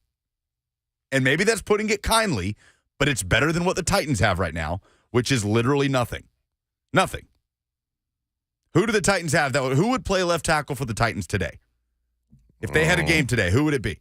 Another 71. It would be Jalen Duncan. Jalen Duncan, who is wearing 71 this year after 79 went to Cushenberry. So Charles made that point with us a few weeks ago. Like, yeah, Jonah Williams, not great. They got him to a Super Bowl. Not great. But that was their plan B. That's the Titans problem. don't have a plan There B. is no plan B. I mean, well, they might. We just don't know it. And it better not be NPF. I'm good on that plan B. But we've had this conversation so many times. Can anybody come up with a plan B other than taking a tackle at 7? Roger Harwell says on YouTube, has the new coaching staff confirmed that Skoronski is a guard and not a tackle? Yes, they have. In fact, Brian Callahan was on record last draft process talking about the guard from Northwestern, referencing Skoronski in a couple of different interviews. Now, percentage of time sacked when attempting to pass. What do you think? So just give me a percentage, and I'll tell you it's under 10 for both of them. What percentage of time when attempting to pass was Joe Burrow if he was sacked 32 times? Percentage of time sacked when attempting to pass. Under 10. Under 10 games? Under 10%. Oh, 7. 7.3. So if Joe Burrow sacked more times than Will Levis, had a sack percentage of 7.3 when attempting to pass, what do you think Will Levis's was when sacked 28 times? 8.6. 9.9. Oof. 9.9. It is both more dire here to address the offensive line situation, and you're talking about a quarterback that came in, and both are older prospects by the time they get to the NFL. Both Burrow and Levis are older prospects. They're more of who they're going to be for the rest of their careers, though they are not without developmental traits that can further improve them as prospects. But what Joe Burrow does is significantly different than what Will Levis does. How much Will Levis can grow, how much Will Levis can, I think, implement more game manager type stuff into his game. Just have the comfort level to be able to manage a game instead of pressing, as he was so often asked to do, because all of a sudden they're in 3rd and 15 again because you've got a holding penalty or a false start, or you've given up a sack, or you've tried to run it again on 1st down and lost yardage. Whatever the case may be that's put Will Levis in these disadvantageous positions, they're different kind of prospects. Whomever they have stacked as the better players at their respective positions, Neighbors, Alt, Fashanu, Adunze, however, Dallas Turner, however many different names you want to cycle through before you decide who your favorite team is going to pick at 7 overall. What Brian Callahan says there is accurate in that it is significantly more dire, Will Levis's situation, than was Joe Burrow's on the offensive line, compounded by the idea that Levis plays a significantly different kind of game than Burrow does. 615-737-1045 is how you join the conversation. We'll get to your phone calls here in just a little bit. Speaking of draft talk, the Install Live show is coming up. We're less than a month away. You want to make sure you get your tickets at 1045thezone.com right now for the live taping of the show with Greg Cosell at the Analog in the Hutton Hotel. Friday, May the 3rd, you can be there live as Greg and I break down the entire Titans draft class. It'll be 6 days after the draft, so we'll be fresh off of it with tape to study and to break down for you. We'll be talking about Calvin Ridley's fit in the offense, how L'Jarius Sneed is going to work in Denard Wilson's defense, all there for you with a full bar, as a matter of fact. Tickets are only $25 to get in the door. Go to 1045thezone.com today to get involved. Rick in Hendersonville is next. Hey, Rick. Hey, guys. Back in November, I think it was November, it might have been late October, you asked the question, you did, Buck, how can Tennessee fix this offensive line situation? I called in and said Joe Alt. And you dismissed me by saying I ain't getting into the draft yet. Now, you guys have already, including the public, have answered the question, left tackle or wide receiver. That question was answered all last year. It's a tackle. The wide receivers, though not great, weren't bad. But for God's sakes, you've got to have time to throw the ball. So my answer, once again, is Joe Alt. Thank you, Rick. Now, he did have the slowest wide receiving core in football, and that includes Hopkins. And you can't say that the wide receivers were not bad when Traylon had the season that he did and Phillips had the season that he did. To Hopkins' credit, 1,000-yard receiver, 7 touchdowns, really staving off time, basically. But you can't tell me that the wide receivers were not bad. The offense will also look completely different, and you'll prioritize different things in your wide receivers in terms of skill set. Coming up next, drafting now versus the future. How much does this discussion have to do with that particular play? You'll hear from the voice of the Titans, Mike Keith, on that matter coming up next.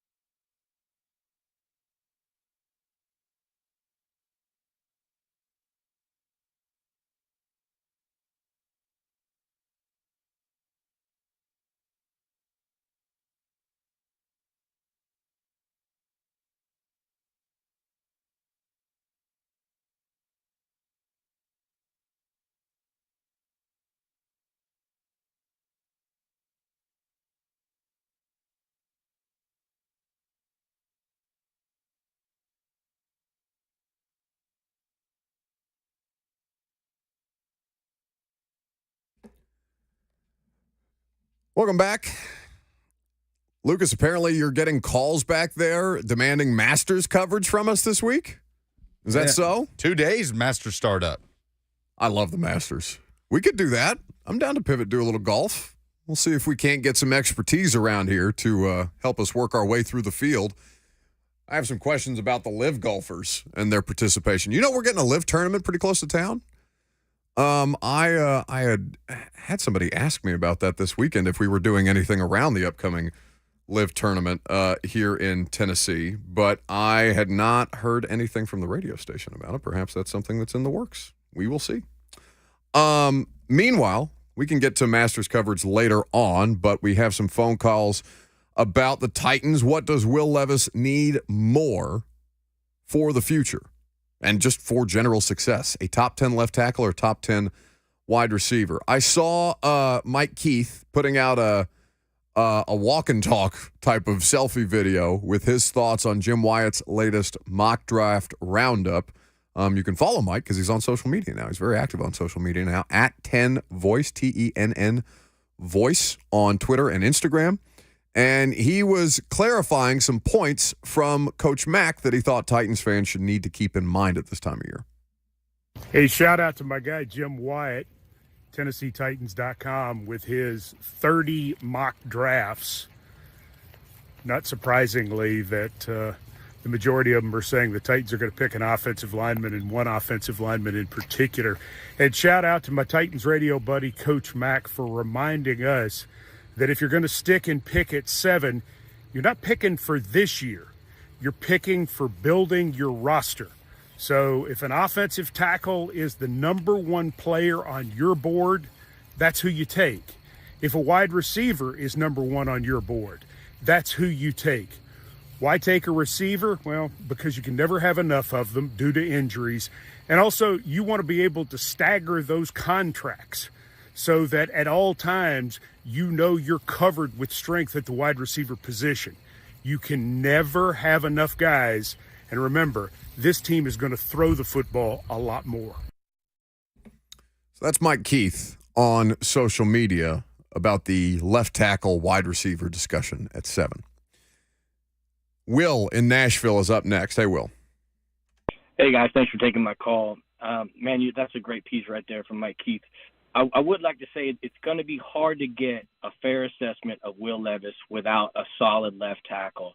I feel like the skill players that they've added with Ridley and Pollard as well, you can get a fair assessment with a solid left tackle.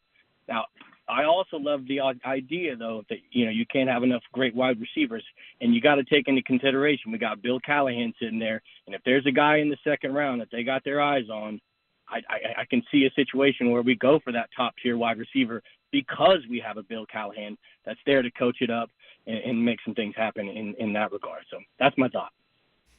Thanks for the call, Will. Yeah, it is the biggest unknown in this is what they're going to look like, how they're going to play, What are the prototypical players for a Brian Callahan system? You can go back to the Bengals and cite examples if you want to, but that's not necessarily applicable here.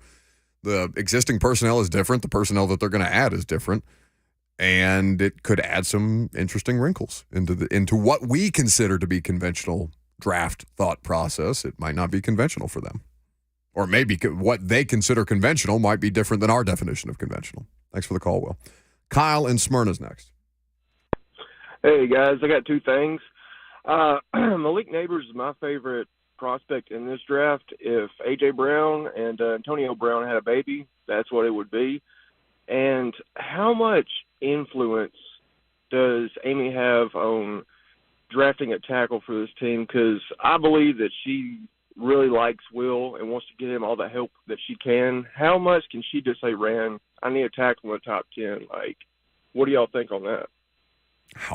She owns it. She can do whatever she wants. You know what I'm saying, Kyle? She can veto or sign them up for whatever she wants to do. It's her football team. Now, in a perfect world, you wouldn't want her to meddle to that extent. Ownership jumping in and making picks based on gut feeling or rash decisions, and they may consider themselves to have a fair amount of football acumen Amy has spent enough time, certainly around the game growing up, that I'm sure her football IQ is high. But if she can do whatever she wants in the draft room, it's her draft room. It's her building. It's her team. So, yeah. But she probably doesn't, right? Like, I think the free agency process has been very hands-off from Amy. If it's true, if what Rand is telling us is true, that she's calling Rand as the news is breaking about Ridley and saying, is this happening?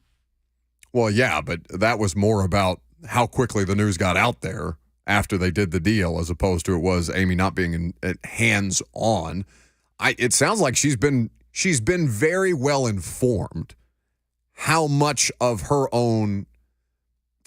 influence she has specifically put into the process herself. I don't know the answer to that question. That would take a level of access to their meeting rooms that I don't presently have.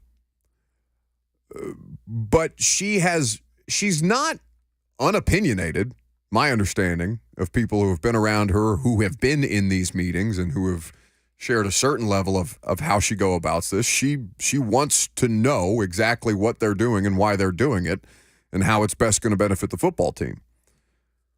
But she's not Jerry Jones out here playing GM, right? That's a different level. And by the way, Jerry, the organization under Jerry does not have a bad record of drafting, but Jerry does not always make the best and sound and most logical decisions. They've got actually a pretty damn good record of drafting recently. Oh, no, they're great. Like, it is kind of impressive when you think owner who makes gut feeling, type of decisions. Who's told by a homeless person, right, to draft Johnny Manziel or not draft Johnny Manziel. I can't remember which one it was. Either way. That's Jerry. Jerry Jones might be my daddy, y'all. I don't think so. The differences between the two of them get more and more apparent every day. But to Jerry's credit, I bet Jerry doesn't eat a Red Lobster. All the biggest stars in Dallas right now were drafted by Jerry. Micah Parsons, CeeDee Lamb, Dak Prescott, Deron Bland. Well, again, Jerry's got the money to pay the best people. Like, this is an organizational thing. Jerry gets credit as the general manager and should for putting the right people in place and allowing them to do their jobs. But Stephen Jones is just as much involved in personnel as Jerry is. I mean, maybe not just because, again, Jerry is the person who owns the team, but still. So from that to the news item of the week is Cal leaving Kentucky to go to Arkansas. Lucas, you said there's been some more reporting on that about Cal trying to leverage the situation with Arkansas into a raise at Kentucky and it not necessarily going the way he thought it might. Yes, there is a veteran broadcaster that's been covering the Kentucky Wildcats for a long time, Dick Gabriel, who has reported that after Cal received the offer from Arkansas, he gave Kentucky the chance to counter it, and Kentucky turned him down, which would make sense given the timeline and the reason maybe that Cal is not in Fayetteville, Arkansas right now as the head coach of the Razorbacks doing a press conference the way that Tennessee is about to hold for the Lady Vols here in about half an hour. That he tried to leverage the Arkansas offer to Kentucky, and Kentucky said, no thanks.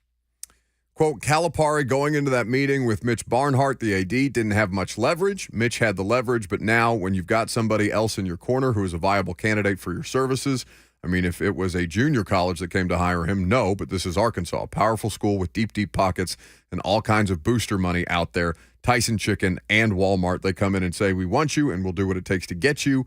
That's leverage. Cal, as I'm told, said, here's what it's going to take to keep me. And UK said, I don't think so, as I understand it. Now, if the deal isn't done, it's going to be done.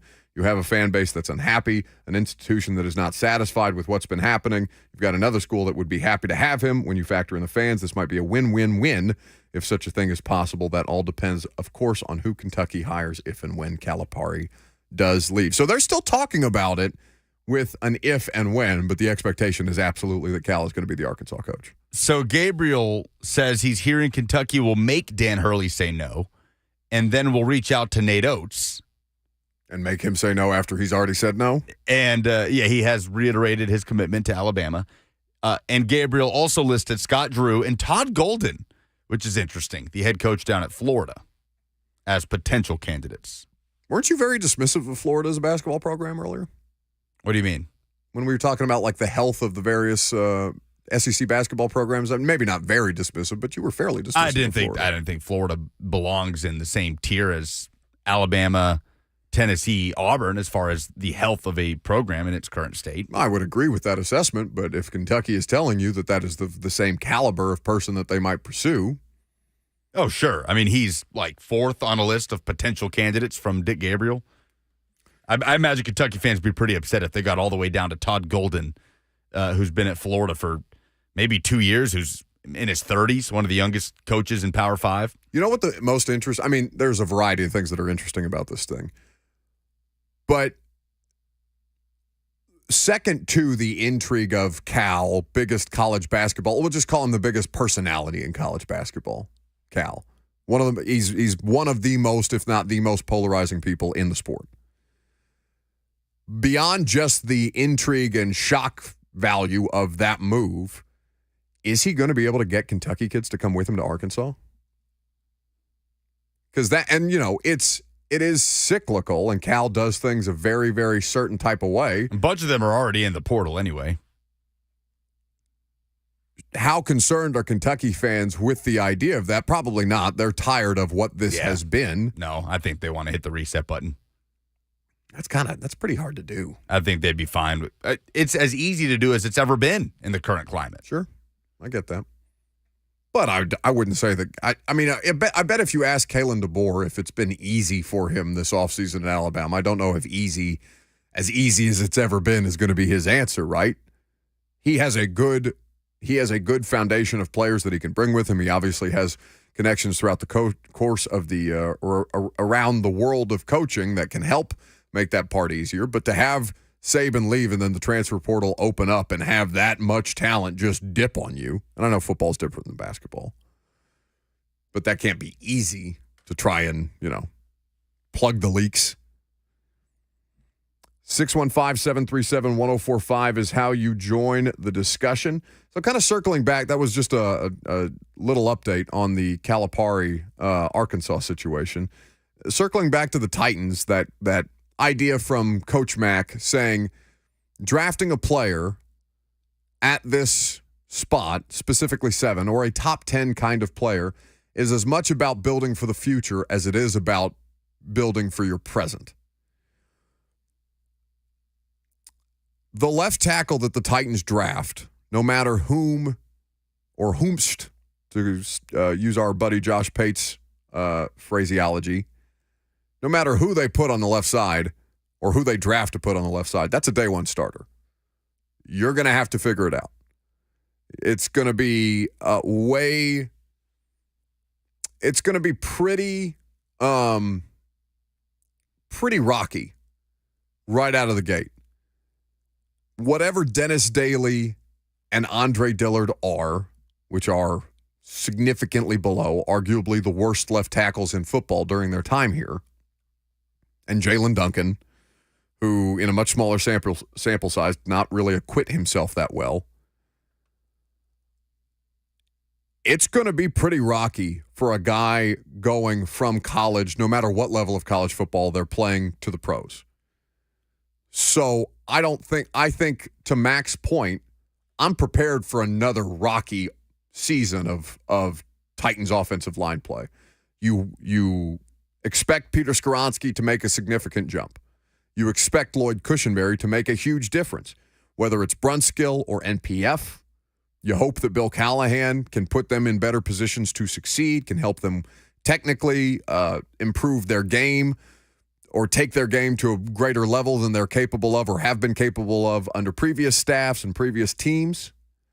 But whomever is playing left tackle for this team is probably going to have a very Dennis Daly, Andre Dillard type of experience for a little while, until such time as they settle in, understand the speed of the game, get themselves up to the level of competition. It's kind of like Caitlin Clark going to the WNBA, playing against South Carolina, but getting that basically every night when she's a member of the Indiana Fever. You know what I'm saying? Like there are going to be significant adjustments to Caitlin Clark's game in the WNBA because she's just facing a higher caliber of athlete and higher level of competition every single time she's out on the court. So drafting a receiver at 7 is probably more with an eye towards future years, right? Because I understand they could help you immediately, but Calvin Ridley's 29. DeAndre Hopkins, final year of his deal. You are not in desperate need of a wide receiver today. Left tackle, though, checks both of those if you get it right. It's today and years down the road. So I understand that you need to, like Mike Keith is saying, stagger in those contracts, and you can't just keep addressing things in one sweeping motion. You want to spread things out, but the way left tackle at 7 helps you now and in the future, for me, is too much to pass up.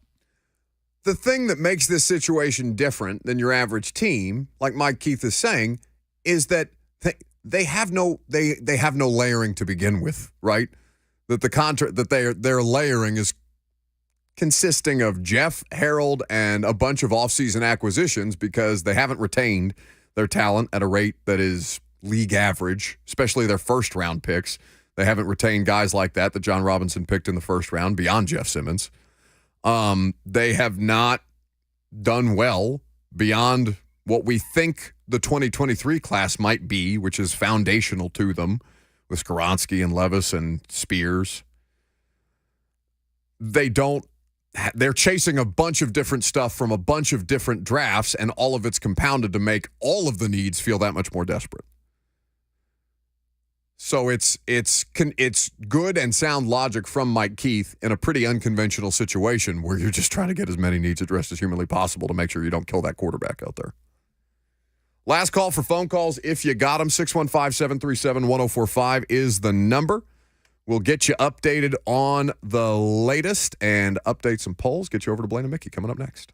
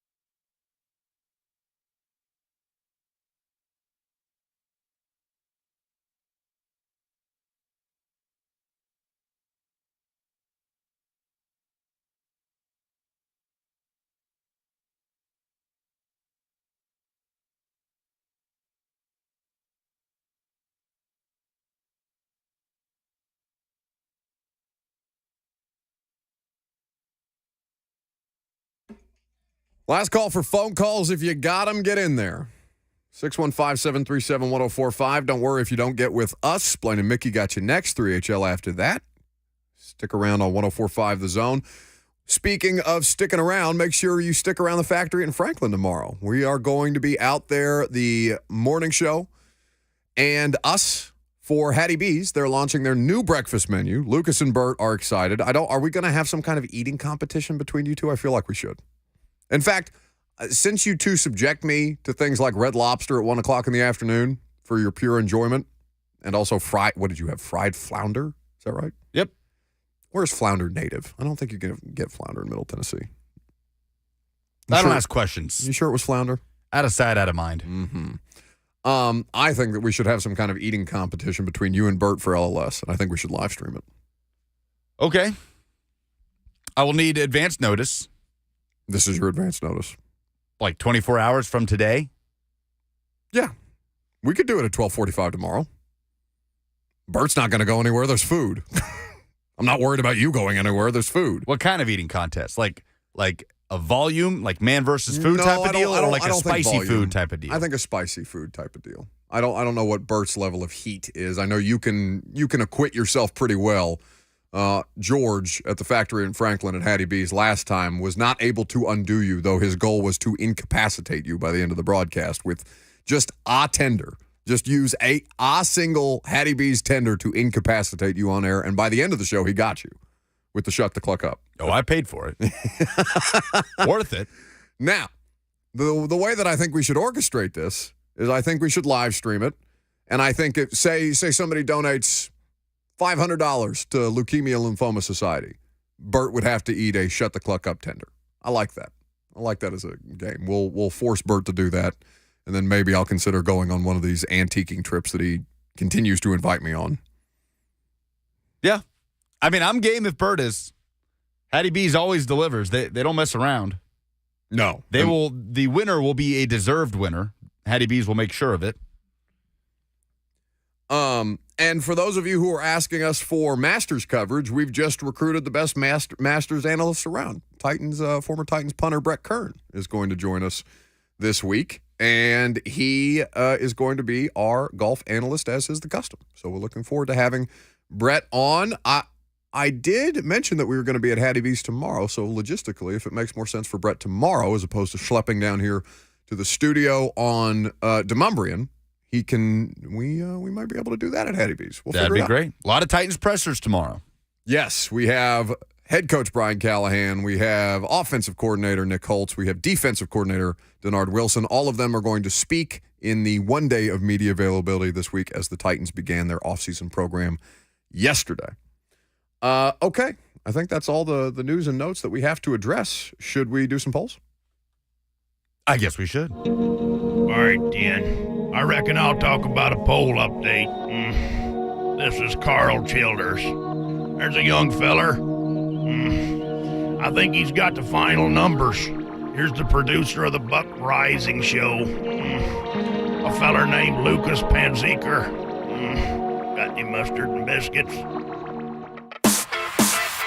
Presented by Two Rivers Ford, the South's most trusted Ford dealer. Great to hang out at their newly expanded commercial vehicle center yesterday in Mount Juliet.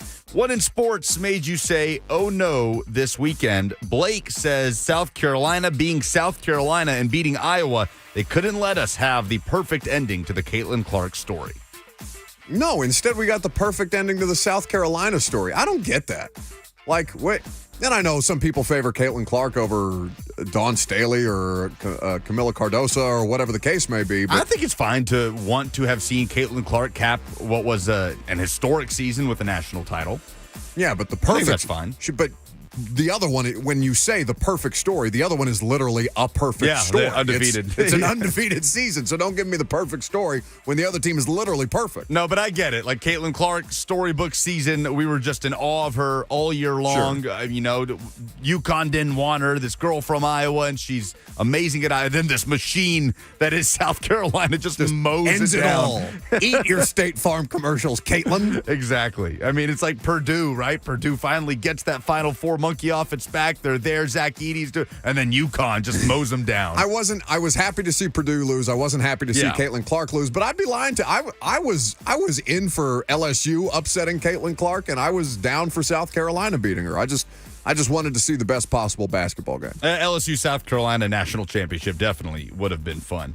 Kenneth says his oh no is the Texans getting Stephon Diggs. He says, I saw a bit too many Titans fans coping or shrugging this off. Yeah, I agree with that assessment. It's not a perfect deal for the Texans, but it's a deal that makes a lot of sense. It's going to make them a hell of a lot harder to defend. But again, it's not about you. It's about the Chiefs. It's about the Ravens. It's about the Bengals. It's about the best in the AFC. They don't necessarily – they're not making moves because they're threatened by the Titans. The Titans are trying to win the division from them. The Texans are trying to win the Super Bowl. Who is the biggest threat ahead of the Titans to take Joe Alt? 69% nice say it's the Chargers. 11% say it's the Giants. 20% say it's an unknown team via trade. The Giants make less sense than the Chargers do, though I understand why Lucas was pushing back so hard on the Chargers. But I think it's the most Jim Harbaugh thing in the world. Why do the Giants make less sense? Because Evan Neal is a starting right tackle for them. He didn't have a good season. Andrew Thomas is a paid but isn't left that tackle. the same reasoning for why the Chargers wouldn't make sense? Because the Chargers have a left tackle? Yeah, but they don't have a right tackle. That's drafted with the kind of pedigree that Evan Neal was as a first round. So what are we talking about with the Chargers? Are we talking about them maybe taking Alt and putting him at right? No, they're talking about putting what's the name of the left tackle right now? Slater. They're talking about taking Slater and moving him to the right and putting Alt on the left. I see. Is Kentucky basketball a better job than UConn? 59% say no. Nathan, who has a UK logo in his Twitter account, says, I'm sure there's a bunch of those. says, yes, higher pay, better historical program, SEC money, has easier access to high school talent. That is fair. The high school talent in Kentucky is very, very good. Well, it's not just about Kentucky. It's about Indiana. It's about but I just don't think that stuff matters anymore. I don't think the thing about a better historical program matters. Like, I don't care what you did under Adolph Rupp in the 60s. That means nothing. What UConn has done in the last 20 years means so much more than what you did in the 60s, 70s, and 80s. What UConn did in the last 2 years means more than the 60s, 70s, and 80s to the kids that you're trying to recruit. They don't give a damn about Adolph Rupp. Well, we had this discussion a lot with Texas A&M. Like, what's the better job, Texas A&M or Stanford? You tell me, Buck, what's the better job, A&M or Stanford? Might be A&M. It's A&M. Who's got more history? Stanford's got plenty of football history, but it's about the climate and the resources that you currently have, not what you did in the last 5 decades. And just access to recruits. Like, I know being able to take a drive as opposed to a plane trip makes sense, but like to try and geofence recruiting anymore in today's landscape, I just don't think that's as big a hurdle as people want to make it. Not as much with the portal, but I do think it is a factor, the talent hotbed that is Kentucky. What does Will Levis need more of in 2024? Or what does he need more, in 2024? A left tackle or another receiver? 91% say a left tackle. Yeah, I'm with the 91%. Rarely am I with the 91%, but I will go with the 91%. And those are the polls. Excellent. That's the show. Come hang out with us at Hattie B's tomorrow, the factory in Franklin. We've got a big show announcement with Hattie B's that we're very excited about, and we can't wait to have you guys be a part of it with us.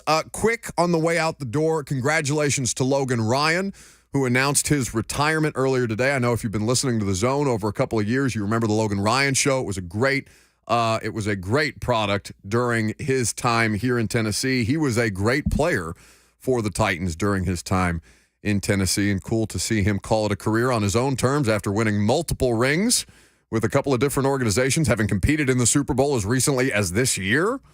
After over a decade in professional football, congratulations to Logan. He was always a great pleasure to cover and a really high-level player for a variety of different franchises during his time.